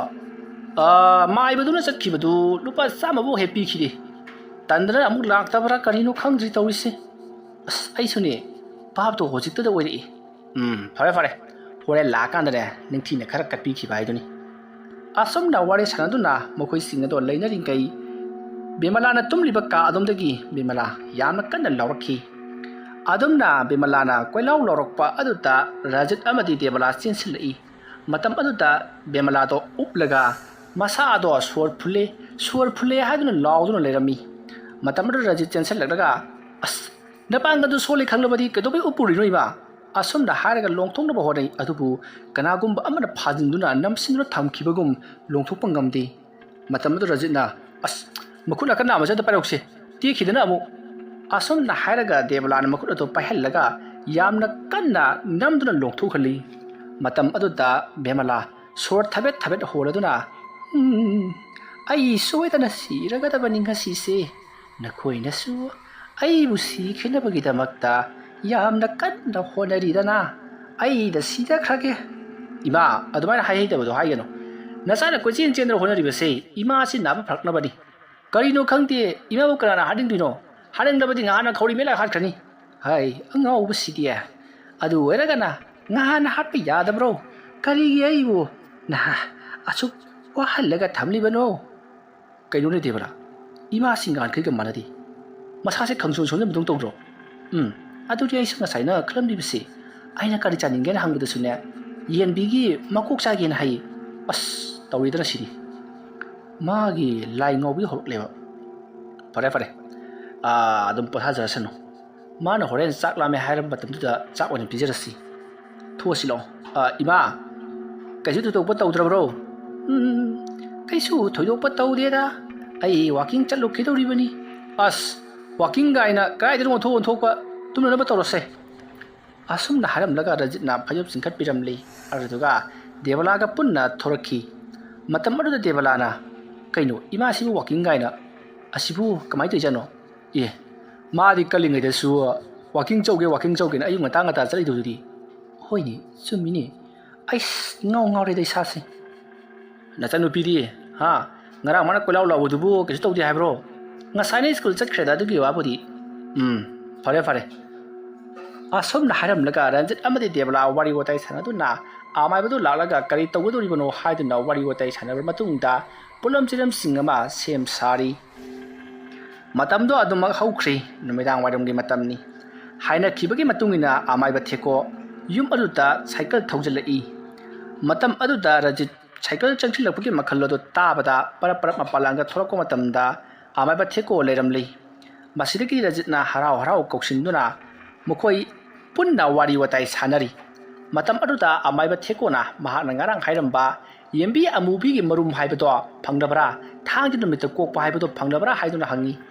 ꯃꯇꯝ ꯑꯗꯨꯗ ꯔꯖꯤꯠꯅ ꯑꯩ ꯉꯔꯥꯡ ꯅꯨꯃꯤꯗꯥꯡ ꯐꯅ ꯀꯟꯅ ꯊꯤꯕꯅꯤ ꯂꯩꯀꯥꯏ ꯑꯁꯤꯗ ꯑꯃ ꯂꯩꯔꯝꯕꯗꯒꯤ ꯍꯌꯦꯡ ꯀꯣꯛꯀꯗꯧꯔꯤꯕ ꯌꯦꯔꯨꯝ ꯑꯗꯣ ꯆꯦꯛꯁꯤꯟꯅ ꯊꯝꯕꯤꯌꯨ ꯍꯥꯏꯗꯨꯅ ꯋꯥꯔꯤ ꯋꯥꯇꯥꯏ ꯁꯥꯟꯅꯔꯝꯂꯕ ꯃꯇꯨꯡꯗ ꯌꯦꯔꯨꯝ ꯑꯗꯣ ꯉꯁꯤ ꯄꯨꯖꯔꯛꯂꯦ ꯍꯥꯏꯗꯨꯅ ꯑꯃꯥꯏꯕ ꯊꯦꯀꯣꯗ ꯍꯥꯏꯔꯤ ꯃꯇꯝ ꯑꯗꯨꯗ ꯑꯃꯥꯏꯕ ꯊꯦꯀꯣꯅ ꯀꯗꯥꯏ ꯑꯗꯨ ꯑꯣꯏꯕ ꯇꯥꯔꯒꯗꯤ ꯌꯦꯔꯨꯝꯗꯣ ꯑꯩꯕꯨꯛꯇ ꯌꯦꯡꯒꯦ ꯍꯥꯏꯔꯛꯄꯗꯒꯤ ꯔꯖꯤꯠꯅ ꯌꯦꯔꯨꯝ ꯑꯗꯨ ꯄꯨꯊꯣꯛꯇꯨꯅ ꯑꯃꯥꯏꯕ ꯑꯗꯨꯗ ꯌꯦꯡꯍꯜꯂꯤ ꯃꯇꯝ ꯑꯗꯨꯗ ꯑꯃꯥꯏꯕ ꯊꯦꯀꯣꯅ ꯌꯦꯔꯨꯝ ꯑꯗꯨꯗ ꯃꯨꯟꯅ ꯌꯦꯡꯂꯒ ꯆꯨꯝꯃꯦ ꯃꯁꯤ ꯑꯣꯏꯔꯕꯗꯤ ꯌꯥꯔꯅꯤ ꯑꯗꯨꯒ ꯑꯩꯅ ꯄꯣꯠꯂꯝ ꯆꯩꯔꯝ ꯈꯔ ꯉꯔꯥꯡ ꯍꯥꯏꯔꯝꯕꯁꯤꯡ ꯑꯗꯨꯗꯤ ꯁꯤꯜ ꯂꯥꯡꯂꯕ꯭ꯔꯣ ꯑꯣꯖꯥ ꯃꯥꯏꯕ ꯂꯣꯏꯅꯃꯛ ꯁꯤꯜ ꯂꯥꯡꯖꯔꯕꯅꯤ ꯂꯥꯏ ꯈꯣꯏꯔꯝꯒꯗꯧꯗ ꯉꯥꯏꯔꯕꯅꯤ ꯑꯗꯣ ꯑꯣꯖꯥ ꯃꯥꯏꯕ ꯂꯥꯏꯁꯤ ꯈꯣꯏꯔꯝꯈꯤꯕꯗꯒꯤꯗꯤ ꯏꯃꯥꯁꯤ ꯀꯩꯁꯨ ꯊꯣꯏꯗꯣꯛꯄ ꯇꯧꯔꯛꯂꯔꯣꯏꯗ꯭ꯔꯥ 이쁜거 라지 오자마이바 실라 그이 하기 오자마이바 하이 ꯅꯪꯉꯣꯟꯗ ꯑꯩꯅ ꯉꯔꯥꯡ ꯅꯃꯥꯁꯤ ꯀꯟꯕ ꯉꯝꯂꯔꯣꯏ ꯃꯥꯒꯤ ꯃꯁꯥꯗ ꯂꯩꯔꯤꯕ ꯂꯥꯏ ꯁꯥꯟꯅꯔꯒ ꯂꯩꯔꯤꯕ ꯊꯋꯥꯏ ꯊꯣꯛꯈꯤꯕ ꯉꯝꯗꯅꯕ ꯂꯩꯔꯤꯕ ꯁꯤ ꯁꯠꯇꯣꯛꯈ꯭ꯔꯁꯤꯅ ꯅꯪꯉꯣꯟꯗ ꯑꯩꯅ ꯍꯥꯏꯔꯝꯕꯗꯨꯕꯨ ꯅꯪꯕꯨ ꯀꯔꯤꯝꯇ ꯋꯥꯈꯜ ꯇꯥꯗꯕ꯭ꯔꯣ ꯑꯣꯖꯥ ꯑꯗꯨꯒꯤ ꯐꯠꯇꯕ ꯂꯥꯏꯗꯨ ꯁꯠꯇꯣꯛꯈ꯭ꯔꯕꯗꯤ ꯏꯃꯥꯁꯤ ꯐꯔꯗꯕ ꯅꯠꯇ꯭ꯔꯣ ꯐꯔꯅꯤ ꯏꯕꯨꯡꯉꯣ ꯐꯔꯅꯤ ꯍꯧꯒꯠ ꯀꯥꯈꯠꯇꯅ ꯉꯝꯂꯒꯗꯕꯅꯤ ꯆꯦꯟ ꯆꯣꯡꯕ ꯉꯝꯂꯒꯗꯧꯔꯤꯕꯅꯤ ꯑꯗꯨꯕꯨꯅꯦ ꯅꯣꯏꯒꯤ ꯅꯃꯤꯠꯇꯗꯤ ꯎꯕ ꯐꯪꯂꯔꯣꯏ ꯅꯣꯏꯅ ꯇꯧꯒꯗꯕ ꯊꯕꯛ ꯍꯥꯏꯕꯕꯨ ꯏꯃꯥꯁꯤ ꯉꯁꯤ 5ꯅꯤ 10ꯅꯤ ꯂꯩꯔꯒ ꯇꯨꯔꯦꯟ ꯄꯥꯟꯗ ꯃꯊꯧ ꯃꯉꯝ ꯄꯥꯡꯊꯣꯛꯄꯤꯔꯨꯒꯗꯧꯕ ꯑꯗꯨꯗ ꯉꯥꯏꯔꯦ ꯀꯩꯅꯣꯅꯦ ꯑꯣꯖꯥꯅ ꯍꯥꯏꯔꯤꯁꯤꯕꯣ ꯁꯨꯃꯥꯏꯅ ꯍꯥꯏꯗ꯭ꯔꯕꯗꯤ ꯑꯩꯕꯨ ꯀꯃꯥꯏꯅ ꯍꯥꯏꯌꯨ ꯍꯥꯏꯔꯤꯕꯅꯣ ꯑꯩꯅ ꯑꯁꯨꯛ ꯐꯖꯅ ꯍꯥꯏꯕꯁꯤꯗ ꯅꯍꯥꯛꯅ ꯋꯥꯈꯜ ꯇꯥꯗꯤ ꯅꯃꯥꯕꯨ ꯐꯥꯖꯤꯟꯗꯨꯅ ꯊꯝꯂꯤꯕ ꯊꯋꯥꯏ ꯃꯤꯔꯦꯜ ꯐꯥꯖꯤꯜꯂꯤꯕ ꯂꯩꯋꯥ ꯃꯟꯇ꯭ꯔ ꯑꯗꯨ ꯁꯠꯈ꯭ꯔꯕꯗꯤ ꯅꯃꯥꯒꯤ ꯊꯋꯥꯏ ꯃꯤꯔꯦꯜ ꯑꯁꯤ ꯊꯣꯛꯈ꯭ꯔꯒꯗꯕꯅꯤꯅꯦ ꯊꯋꯥꯏ ꯌꯥꯎꯗ꯭ꯔꯕ ꯍꯛꯆꯥꯡꯗꯨꯅ ꯀꯝꯗꯧꯅ ꯀꯜꯂꯛꯀꯗꯧꯔꯤꯕꯅꯣ ꯃꯁꯤꯗꯤ ꯑꯣꯖꯥ ꯊꯋꯥꯏ ꯑꯗꯨ ꯌꯥꯎꯅ ꯃꯍꯥꯛꯁꯤ ꯑꯗꯨꯝ ꯀꯜꯍꯟꯕ ꯍꯥꯏꯗꯤ ꯂꯩꯋꯥ ꯃꯟꯇ꯭ꯔ ꯑꯗꯨ ꯂꯧꯊꯣꯛꯑꯒ ꯊꯋꯥꯏꯗꯨ ꯊꯝꯃꯒ ꯀꯜꯍꯟꯕꯗꯤ ꯀꯌꯥꯃꯨꯛ ꯌꯥꯝꯅ ꯀꯥꯏꯒꯗꯒꯦ ꯃꯗꯨ ꯌꯥꯔꯣꯏꯗꯕ ꯂꯩꯕꯒꯤꯅꯤꯅꯦ ꯑꯩꯅ ꯍꯥꯏꯔꯤꯕꯁꯦ ꯃꯍꯥꯛꯇꯤ ꯉꯍꯥꯟꯅ ꯁꯤꯈ꯭ꯔꯕꯅꯤ ꯀꯩꯅꯣ ꯍꯥꯏꯁꯤꯕꯣ ꯑꯩꯈꯣꯏꯒ ꯋꯥꯔꯤ ꯋꯥꯇꯥꯏ ꯁꯥꯟꯅꯔꯤꯕꯁꯤꯅ ꯊꯋꯥꯏ ꯑꯣꯏꯗꯣꯏꯔꯣ ꯅꯠꯇꯦ ꯑꯩꯅ ꯍꯥꯏꯕꯗꯤ ꯅꯃꯥꯒꯤ ꯄꯨꯟꯁꯤ ꯆꯦꯡꯖꯦꯟꯗꯤ ꯍꯥꯟꯅ ꯂꯣꯏꯈ꯭ꯔꯕꯅꯤ ꯍꯥꯏꯕ ꯇꯧꯔꯤꯕ ꯊꯕꯛ ꯑꯁꯤꯗꯤ ꯃꯍꯥꯛꯅ ꯁꯥꯟꯅꯔꯤꯕ ꯂꯩꯋꯥ ꯃꯟꯇ꯭ꯔ ꯑꯗꯨꯅ ꯇꯧꯍꯜꯂꯤꯕꯅꯤ ꯐꯔꯦ ꯁꯤꯒꯤ ꯃꯇꯥꯡꯗ ꯅꯪ ꯀꯨꯞꯅ ꯈꯪꯂꯔꯣꯏ ꯀꯥꯟꯅꯗꯦ ꯂꯥꯏ ꯈꯣꯏꯔꯝꯅꯅꯕꯗꯨꯝ ꯇꯧꯁꯤꯁꯦ ꯑꯁꯨꯝꯅ ꯍꯥꯏꯔꯒ ꯑꯃꯥꯏꯕ ꯊꯦꯛꯀꯣꯅ ꯄꯣꯠꯂꯝ ꯆꯩꯔꯝꯁꯤꯡ ꯑꯗꯣ ꯁꯦꯝ ꯁꯥꯕ ꯄꯨꯡꯂꯣꯏ ꯂꯣꯏꯔꯗꯨꯅ ꯂꯥꯏ ꯈꯣꯏꯔꯝꯂꯛꯂꯤ ꯑꯁꯨꯝꯅ ꯇꯧꯗꯨꯅ ꯂꯥꯏ ꯈꯣꯏꯔꯝꯕ ꯄꯨꯡꯂꯣꯏ ꯂꯣꯏꯁꯤꯜꯂꯛꯄꯗ ꯅꯨꯃꯤꯗꯥꯡ ꯋꯥꯏꯔꯝꯒꯤ ꯄꯨꯡ 4 ꯇꯥꯁꯤꯟꯈ꯭ꯔꯦ ꯃꯇꯝ ꯑꯗꯨꯗ ꯑꯃꯥꯏꯕ ꯊꯦꯛꯀꯣꯅ ꯍꯧꯖꯤꯛꯇꯤ ꯅꯨꯃꯤꯠꯁꯨ ꯇꯥꯁꯤꯜꯂꯛꯂꯦ ꯑꯗꯨꯅ ꯑꯩꯁꯨ ꯍꯟꯈꯤꯅꯕ ꯇꯧꯔꯒꯦ ꯂꯥꯏ ꯈꯣꯏꯔꯝꯕꯁꯨ ꯄꯨꯡꯂꯣꯏ ꯂꯣꯏꯔꯦ ꯑꯗꯨꯕꯨ ꯇꯧꯒꯗꯕ ꯑꯃꯅ ꯍꯌꯦꯡ ꯅꯈꯣꯏꯒꯤ ꯏꯃꯥꯁꯤꯅ ꯂꯩꯈꯤꯗ꯭ꯔꯕ ꯃꯇꯨꯡꯗ ꯌꯨꯝ ꯑꯁꯤꯗ ꯐꯠꯇꯕ ꯈꯥꯎꯗꯤ ꯄꯨꯝꯅꯃꯛ ꯑꯗꯣ ꯑꯩꯅ ꯂꯣꯏꯁꯤꯟꯒꯗꯧꯔꯤꯕꯅꯤ ꯃꯔꯝꯗꯤ ꯑꯩꯅ ꯅꯈꯣꯏꯒꯤ ꯏꯃꯥꯒꯤ ꯇꯧꯔꯤꯕ ꯊꯕꯛ ꯑꯁꯦ ꯂꯣꯏꯁꯤꯟꯕꯤꯔꯤꯕꯅꯤꯅ ꯑꯗꯨꯅ ꯅꯃꯥꯛꯁꯤ ꯍꯦꯛ ꯂꯩꯈꯤꯗꯕ ꯃꯇꯨꯡꯗ ꯅꯨꯃꯤꯠ 10ꯅꯤ 20ꯅꯤ ꯂꯩꯔꯀꯥꯟꯗ ꯑꯩꯒꯤ ꯏꯅꯥꯛꯇ ꯑꯃꯨꯛ ꯂꯥꯛꯎꯀꯣ ꯉꯁꯤꯒꯤꯗꯤ ꯑꯩ ꯆꯠꯂꯒꯦ ꯑꯁꯨꯝꯅ ꯍꯥꯏꯔꯝꯂꯒ ꯑꯃꯥꯏꯕ ꯊꯦꯛꯀꯣꯗꯣ ꯆꯠꯈꯤꯅꯕ ꯇꯧꯏ ꯃꯇꯝ ꯑꯗꯨꯗ ꯔꯖꯤꯠꯅ ꯃꯇꯥꯡ ꯈꯪꯅ ꯑꯗꯣ ꯑꯣꯖꯥꯃꯥꯏꯕ ꯌꯥꯝꯕꯗꯤ ꯅꯠꯇꯦ ꯄꯩꯁꯥ ꯈꯔꯁꯤ ꯄꯥꯏꯕꯤꯈꯣ ꯌꯥꯔꯦꯗ ꯑꯩ ꯄꯩꯁꯥ ꯂꯧꯔꯣꯏꯅꯦ ꯅꯪꯕꯣ ꯑꯗꯨꯒ ꯇꯧꯔꯤꯕ ꯊꯕꯛ ꯑꯁꯤꯒꯤ ꯃꯇꯥꯡꯗ ꯄꯩꯁꯥ ꯂꯧꯕ ꯌꯥꯕꯁꯨ ꯃꯇꯥꯡ ꯅꯠꯇꯦ ꯐꯔꯦ ꯑꯩ ꯆꯠꯈꯤꯅꯕ ꯇꯧꯔꯒꯦ ꯑꯩꯅ ꯃꯊꯪ ꯂꯥꯌꯦꯡꯕ ꯂꯥꯛꯄꯗꯣ ꯑꯗꯨꯗ ꯑꯣꯏꯅ ꯅꯪꯅ ꯈꯪꯅ ꯈꯔ ꯇꯧꯔꯣ ꯐꯔꯦ ꯑꯩ ꯆꯠꯂꯒꯦꯀꯣ ꯑꯩꯅ ꯂꯥꯛꯂꯤꯕꯁꯤꯗꯤ ꯃꯤ ꯀꯟꯕ ꯂꯥꯛꯄ ꯅꯠꯇꯦ ꯍꯥꯏꯕꯒꯤ ꯋꯥꯅꯤꯗ ꯐꯔꯦ ꯑꯩ ꯆꯠꯂꯦ ꯑꯗꯨꯝꯅ ꯍꯥꯏꯔꯝꯂꯒ ꯑꯃꯥꯏꯕ ꯊꯦꯛꯀꯣ ꯆꯠꯈ꯭ꯔꯦ ꯔꯖꯤꯠ ꯑꯃꯥꯏꯕ ꯊꯦꯛꯀꯣꯒꯤ ꯃꯇꯨꯡꯗ ꯏꯟꯅꯔꯨꯏ ꯑꯗꯨꯕꯨ ꯏꯟꯅꯔꯛꯂꯒꯅꯨ ꯅꯪꯅ ꯏꯟꯅꯔꯛꯄꯗ ꯈꯨꯗꯣꯡꯊꯤꯕ ꯈꯔ ꯅꯪꯒꯅꯤ ꯑꯗꯨꯒ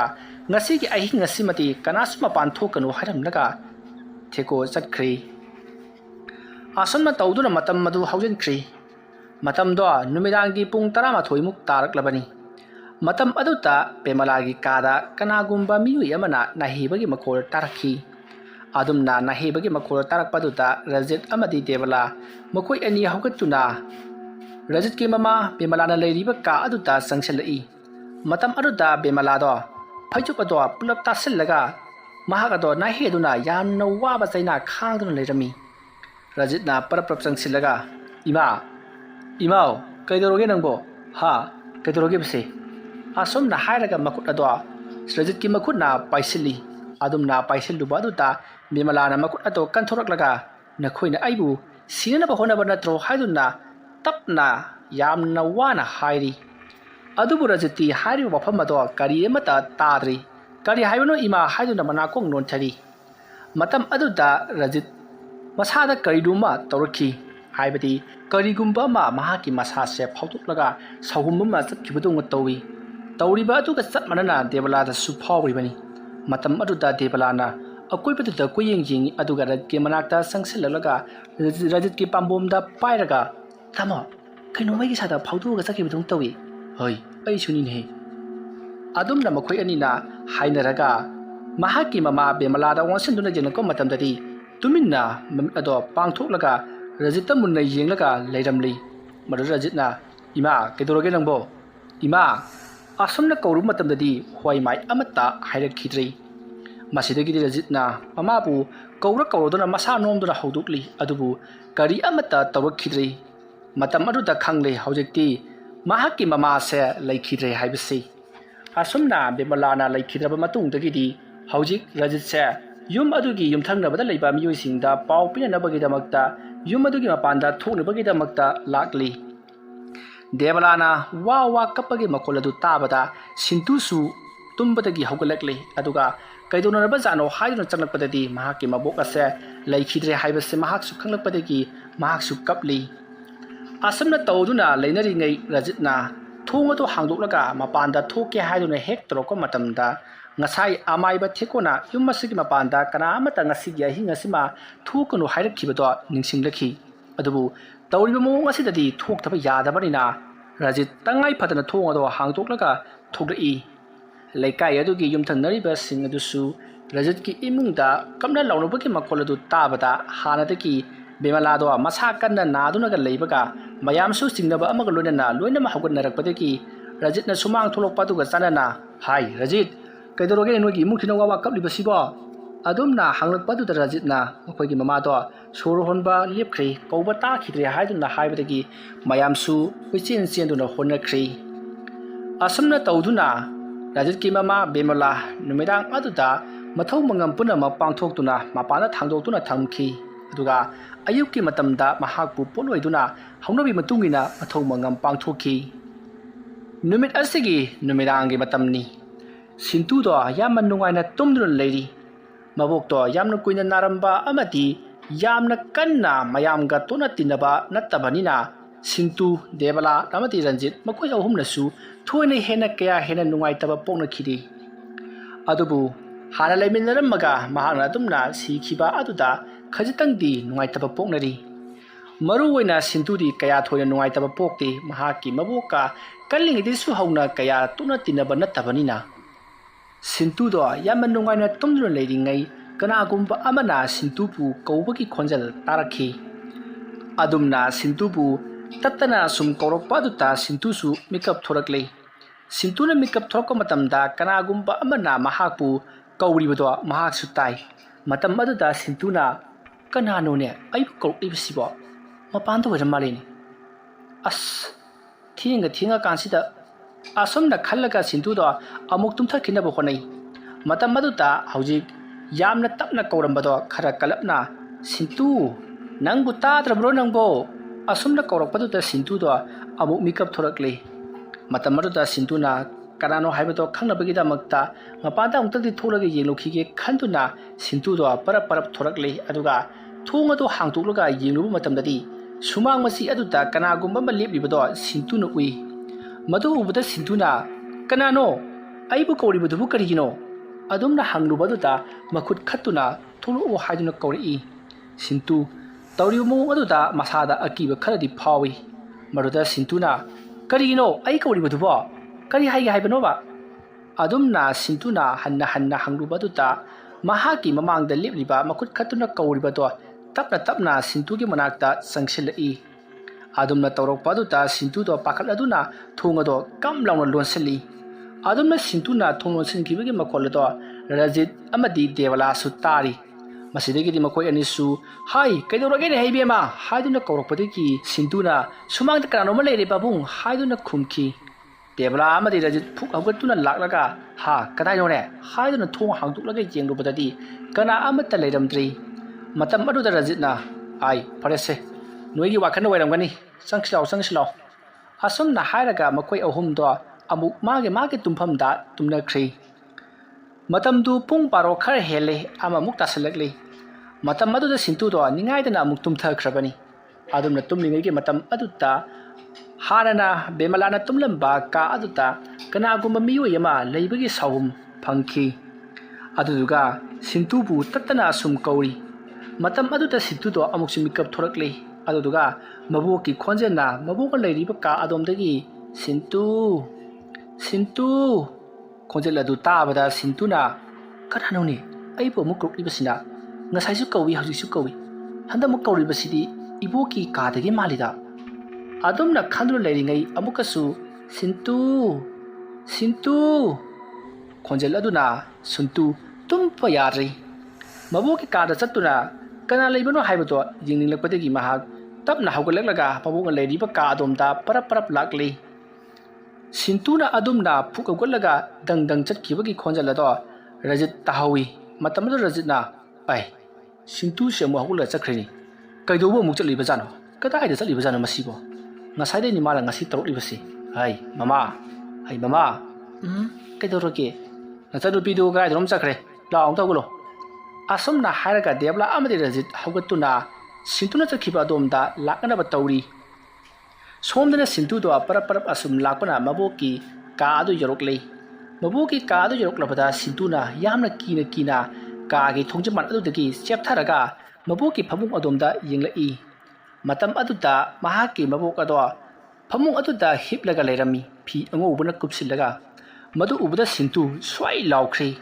ꯃꯁꯤꯗꯒꯤꯗꯤ ꯁꯤꯟꯇꯨꯅ ꯀꯤꯅ ꯌꯦꯡꯗꯨꯅ ꯂꯩꯔꯤꯉꯩ ꯃꯃꯥꯏ ꯂꯩꯊꯣꯛꯂꯒ ꯂꯩꯔꯤꯕ ꯃꯕꯣꯛ ꯑꯗꯣ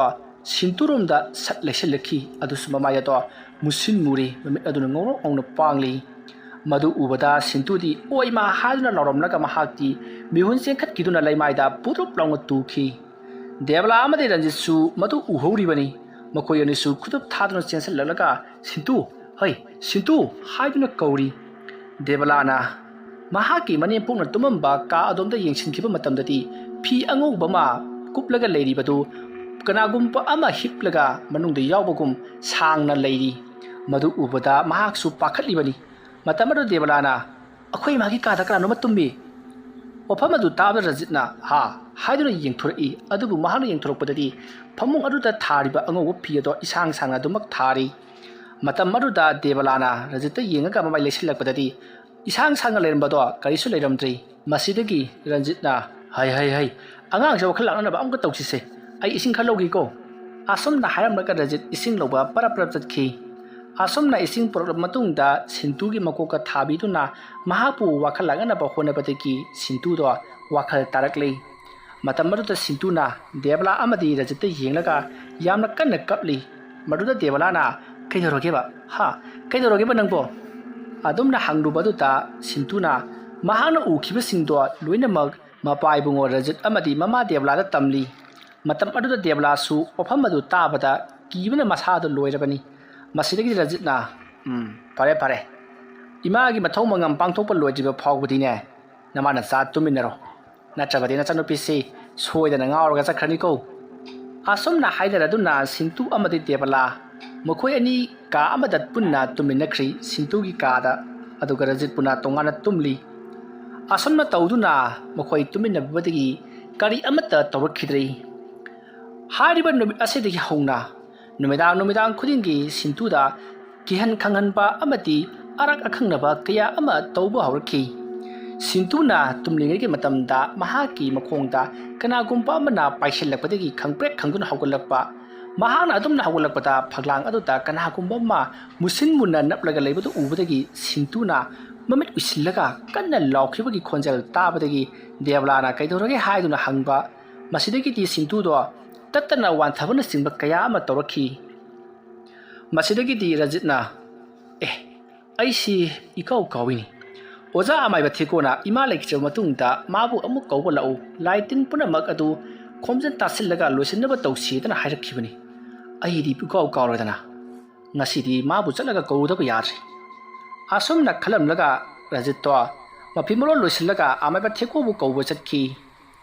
ꯃꯇꯧ ꯑꯁꯨꯝꯅ ꯇꯧꯗꯨꯅ ꯑꯃꯥꯏꯕ ꯊꯦꯀꯣꯗꯣ ꯀꯧꯔꯛꯂꯕꯒꯤ ꯇꯨꯡꯗ ꯔꯖꯤꯠꯀꯤ ꯌꯨꯝꯗ ꯇꯝꯅꯔꯤꯕ ꯑꯃꯗꯤ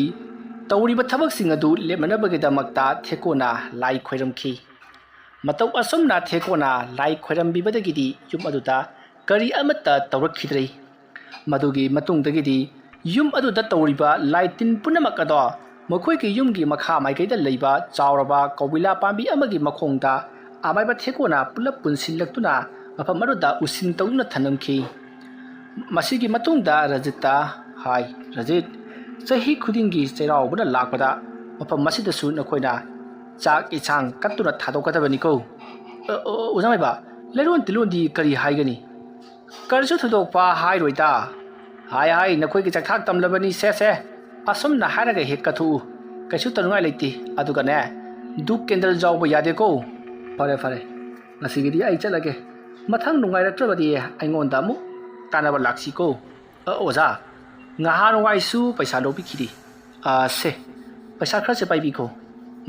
yare fare adudi ai amuk chanana ba tauge aina haibado kauni karigumba mafam masida phatanunga tholabadi ai gi nakta amuk lakadabani ko asumna haram laga theko do adumak chatkhri hairiba numit asidagidi yum aduta kari amata tawrakhidrei aduga Rajit mahaki mamagi mathau mangamsu ningthina pangthokpa loikhri asumna asum haukibana sahi ama haujinkhri sahi ama hek pharakpaga Rajitna amaiba thekona hairakkhibagi matungina cherauba thana lakpada amaiba thekona hairambagi matungina kawila pambi aduta sak thadoktuna lai khoiramkhi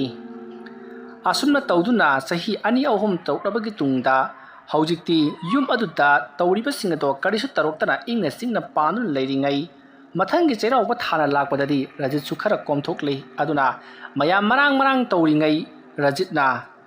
kawila pambi atuki makhongda lai kathukadabado kathuk haudri maramdi Rajitna cherauba sak khadokpa loisilakpada makoigi mamanaba khara laksilakhi hariba manaba sing aduga langtuna khotuna leithoklingai mahakta sengna kauthuklurabani asumna tawduna Rajitna chakato thadokkhidrei nungthelgi matam oraklabada mamanaba sing aduga punduna lam kharasu koiba chathokluri sintu amadi Devalasu madugi wakhal sunglei leirudrabani asumna tawduna lai kathuk haudabadagi numit adugi numidang waisinkhrai sintu Devala amadi Rajit makhoi sing ato chakcha toklaba matungda numidang aduma tumnakhri matamdu phanayamna thengli pung paro khara helak matamni matam aduta Rajit ki yum adugi koibada kanagumba khara gudrung chenbagi makhol tari matam aduda Rajit mikap khangthok tholai man mikap thok matamda gudrung kanagumba khara chen khibagi makhol adu tabda Rajitna huran bachang ribui ningduna mahak phuk haugalekle aduga parap chai ama paiduna mapalangda parap chenthori aduga yana kharomda yengi asumna mahana yana kharomda chentoklaga kinglu matamdadi kana amata leiramdi matamatu Rajitna kana nore hauji gudrung chenkhribaduba ira putmang chimanga taroklabadi ai ri yaroidabani hai asumna hairaga Rajit murum sondana imung lomda sanglai mahang adumna imung lomda changke tawba matam adwaida sumang matunda kanagumba ama leplam laga swai mangkhibado Rajitna haifet uhobadagi tungda satlai thokra jinglubada kana amata leiramdi Rajitna karinoda haujita aigi itungda kanagumba ma leplam badu aina ngaklai thokpada haifeti ukhibanida aduga amuk handru lesilakpada leiramdi basta karino ngahan waigi haunabi hais ai singasi ngasi chakkalokjadana as kamdong sidi hais ai ngasi chakkalokdre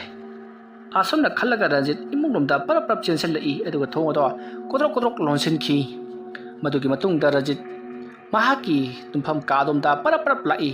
maduda Devalana kari torubage haiduna hanglui matam maduda Rajitna hei ai ngasi akawba aruba thabak ama leirain hema marangbo haima aduba kari kawbirage ba as nasi kawbila makhongda aina chakhi khadokpadu ngasi thadu haujadana imanaba mayam laksilbaduda marang tawbadagi wafam adu tabada Devalana hira adugi wede adu mathang jahi da kuk thadu kan loire ketorage hoi mathang jahi thadu polai ni nangbo mangonda sumangda yana khada koja chatpaki makhon tari basinangbu nangbu tumabu yaribro adumna hanglakpadu da Devala swai lawi marks tumina leikhri aduma leiringe matamadu da sintuna abok ai kainoma tawre hajun lawrakhi aduma lawrakpadu da Rajit amade Devala sintuge manaktamna sinsil matam adada sintudi nungaidana tumlaga leirami Rajitna hai sintu adumna kaurubada sintuda mikap thorakle aduga kari hagi pabung haiduna hangi madu Rajitna kaidore ha nangna adukana lawlibadubu kaidorobage nangbo matam adada sintuna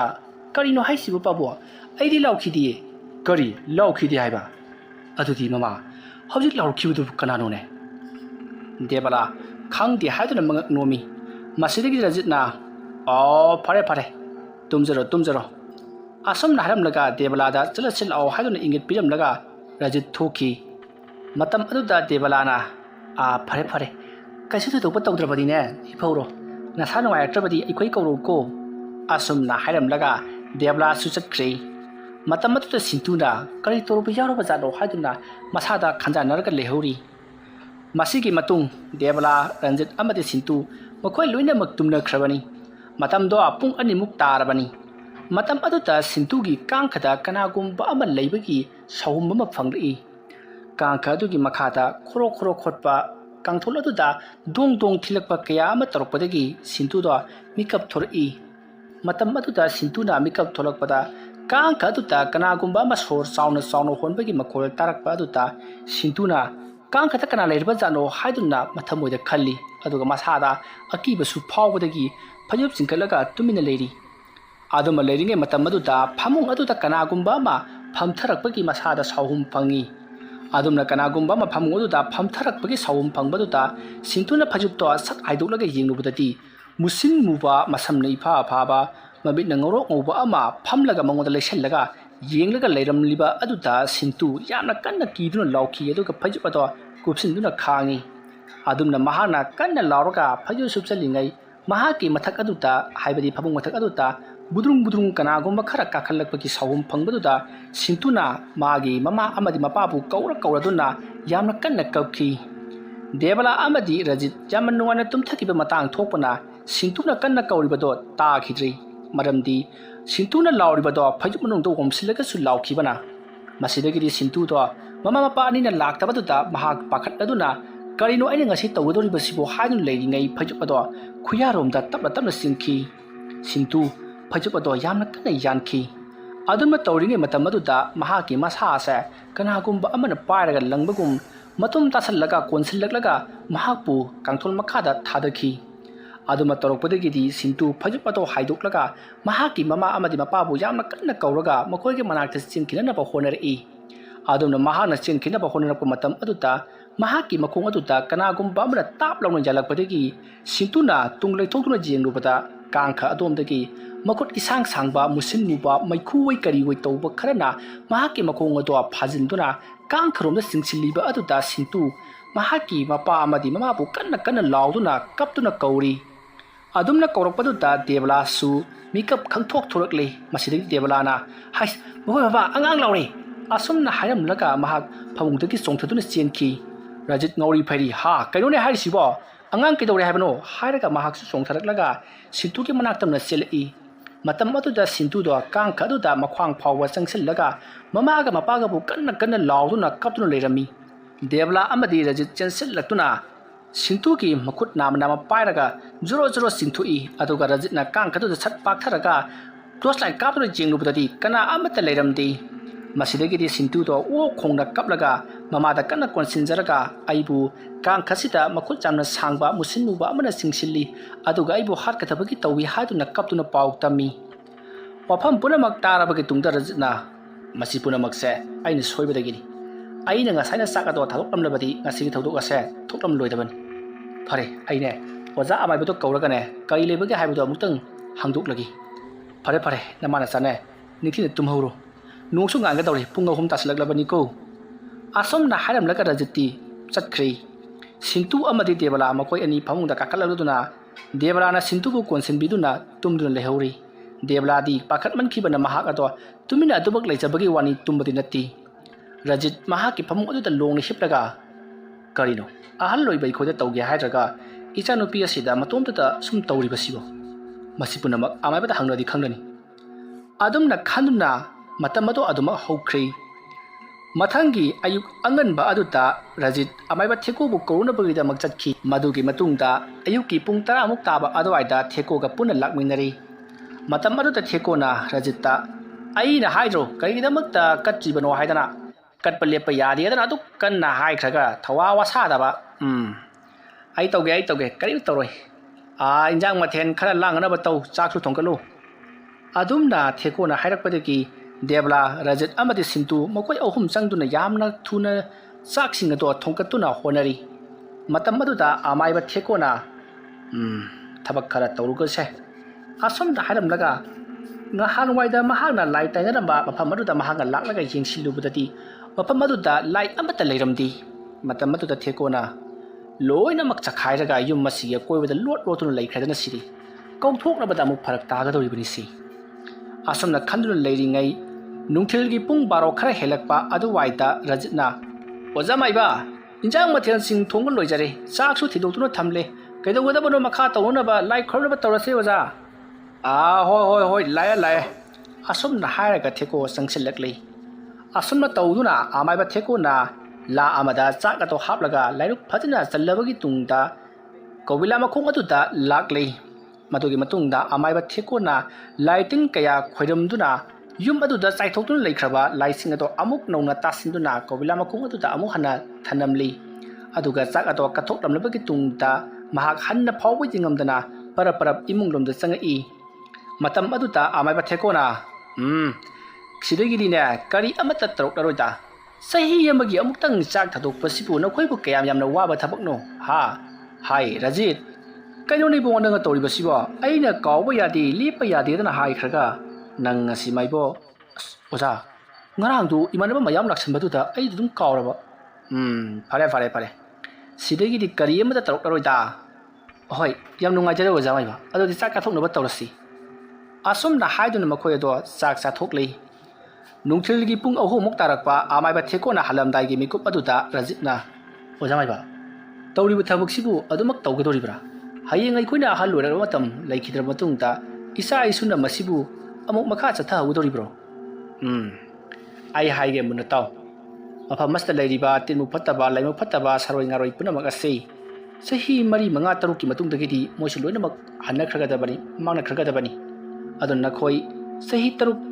ꯃꯨꯛꯇꯤꯀꯣ ꯂꯥꯏ ꯀꯠꯊꯣꯛꯅꯕ ꯇꯧ꯫ ꯀꯧꯕꯤꯂꯥ ꯄꯥꯝꯕꯤꯁꯤꯅ ꯀꯪꯉꯛꯇꯨꯅ ꯃꯎ ꯇꯦꯛꯈ꯭ꯔꯕ ꯑꯗꯨꯒꯤ ꯃꯇꯝ ꯑꯗꯨꯗ ꯃꯐꯝ ꯑꯁꯤꯗ ꯂꯩꯔꯤꯕ ꯂꯥꯏꯁꯤꯡꯗꯨ ꯂꯣꯏꯅꯃꯛ ꯆꯠꯈ꯭ꯔꯦ, ꯂꯦꯞꯄꯨ ꯌꯥꯔꯦ ꯍꯥꯏꯔꯛꯂꯤꯕꯅꯤ꯫ ꯀꯧꯕꯤꯂꯥ ꯑꯁꯤ ꯌꯥꯟꯕ ꯌꯥꯔꯣꯏꯀꯣ." "ꯐꯔꯦ, ꯑꯩꯁꯨ ꯆꯠꯅꯕ ꯇꯧꯔꯒꯦ." ꯑꯁꯨꯝꯅ ꯍꯥꯏꯅꯔꯕ ꯃꯇꯨꯡꯗ ꯑꯃꯥꯏꯕ ꯊꯦꯀꯣꯗꯣ ꯆꯠꯈ꯭ꯔꯦ꯫ ꯍꯥꯏꯔꯤꯕ ꯅꯨꯃꯤꯠ ꯑꯁꯤꯗꯒꯤ ꯀꯔꯤ ꯑꯃꯠꯇ ꯌꯨꯝ ꯑꯗꯨꯗ ꯇꯧꯔꯛꯈꯤꯗ꯭ꯔꯦ꯫ ꯑꯗꯨꯒꯤ ꯃꯇꯨꯡꯗ ꯔꯖꯤꯠꯅ ꯆꯍꯤ ꯈꯨꯗꯤꯡꯒꯤ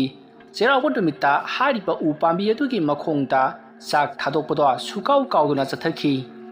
ꯃꯇꯧ ꯑꯁꯨꯝꯅ ꯌꯨꯝ ꯑꯗꯨꯗ ꯀꯩꯁꯨ ꯊꯣꯏꯗꯣꯛꯄ ꯇꯧꯔꯛꯇꯅ ꯃꯍꯧꯁꯥꯒꯤ ꯄꯨꯟꯁꯤꯗ ꯅꯨꯡꯉꯥꯏ ꯌꯥꯏꯐꯅ ꯄꯥꯟꯈ꯭ꯔꯦ꯫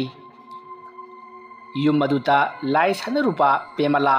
ꯃꯍꯥꯛ ꯌꯥꯝꯅ ꯋꯥꯅ ꯃꯇꯝ ꯀꯌꯥ ꯂꯦꯜꯂꯝꯂꯕꯒꯤ ꯇꯨꯡꯗ ꯊꯋꯥꯏ ꯊꯥꯗꯣꯛꯈꯤ꯫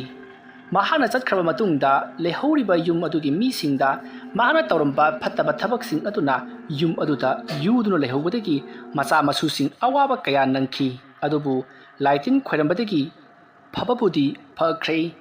ꯑꯁꯨꯝꯅ ꯌꯨꯝ ꯑꯗꯣ ꯃꯍꯧꯁꯥꯒꯤ ꯄꯨꯟꯁꯤꯗ ꯍꯟꯖꯤꯟꯗꯨꯅ ꯃꯌꯥꯝꯒ ꯃꯤꯃꯥꯟꯅꯅ ꯅꯨꯡꯉꯥꯏ ꯌꯥꯏꯕꯤ ꯃꯔꯥꯡ ꯀꯥꯏꯅ ꯄꯥꯟꯈꯤ꯫ ꯋꯥꯔꯤ ꯑꯁꯤ ꯃꯇꯥꯡ ꯑꯁꯤꯗ ꯂꯣꯏꯁꯤꯟꯖꯔꯤ꯫ ꯋꯥꯔꯤ ꯑꯁꯤ ꯄꯥꯊꯣꯛꯆꯕ ꯃꯇꯝꯗ ꯁꯣꯏꯈꯤ ꯂꯥꯟꯈꯤꯕ ꯋꯥꯍꯩ ꯋꯥꯇꯥ ꯇꯥꯕꯤꯔꯤꯕ ꯄꯨꯝꯅꯃꯛꯅ ꯄꯨꯛꯆꯦꯜ ꯆꯥꯎꯅ ꯉꯥꯛꯄꯤꯒꯅꯤ꯫ ꯃꯌꯥꯝꯕꯨ ꯑꯔꯣꯏꯕꯗ ꯑꯃꯨꯛꯀ ꯍꯟꯅ ꯈꯨꯔꯨꯝꯖꯔꯤ꯫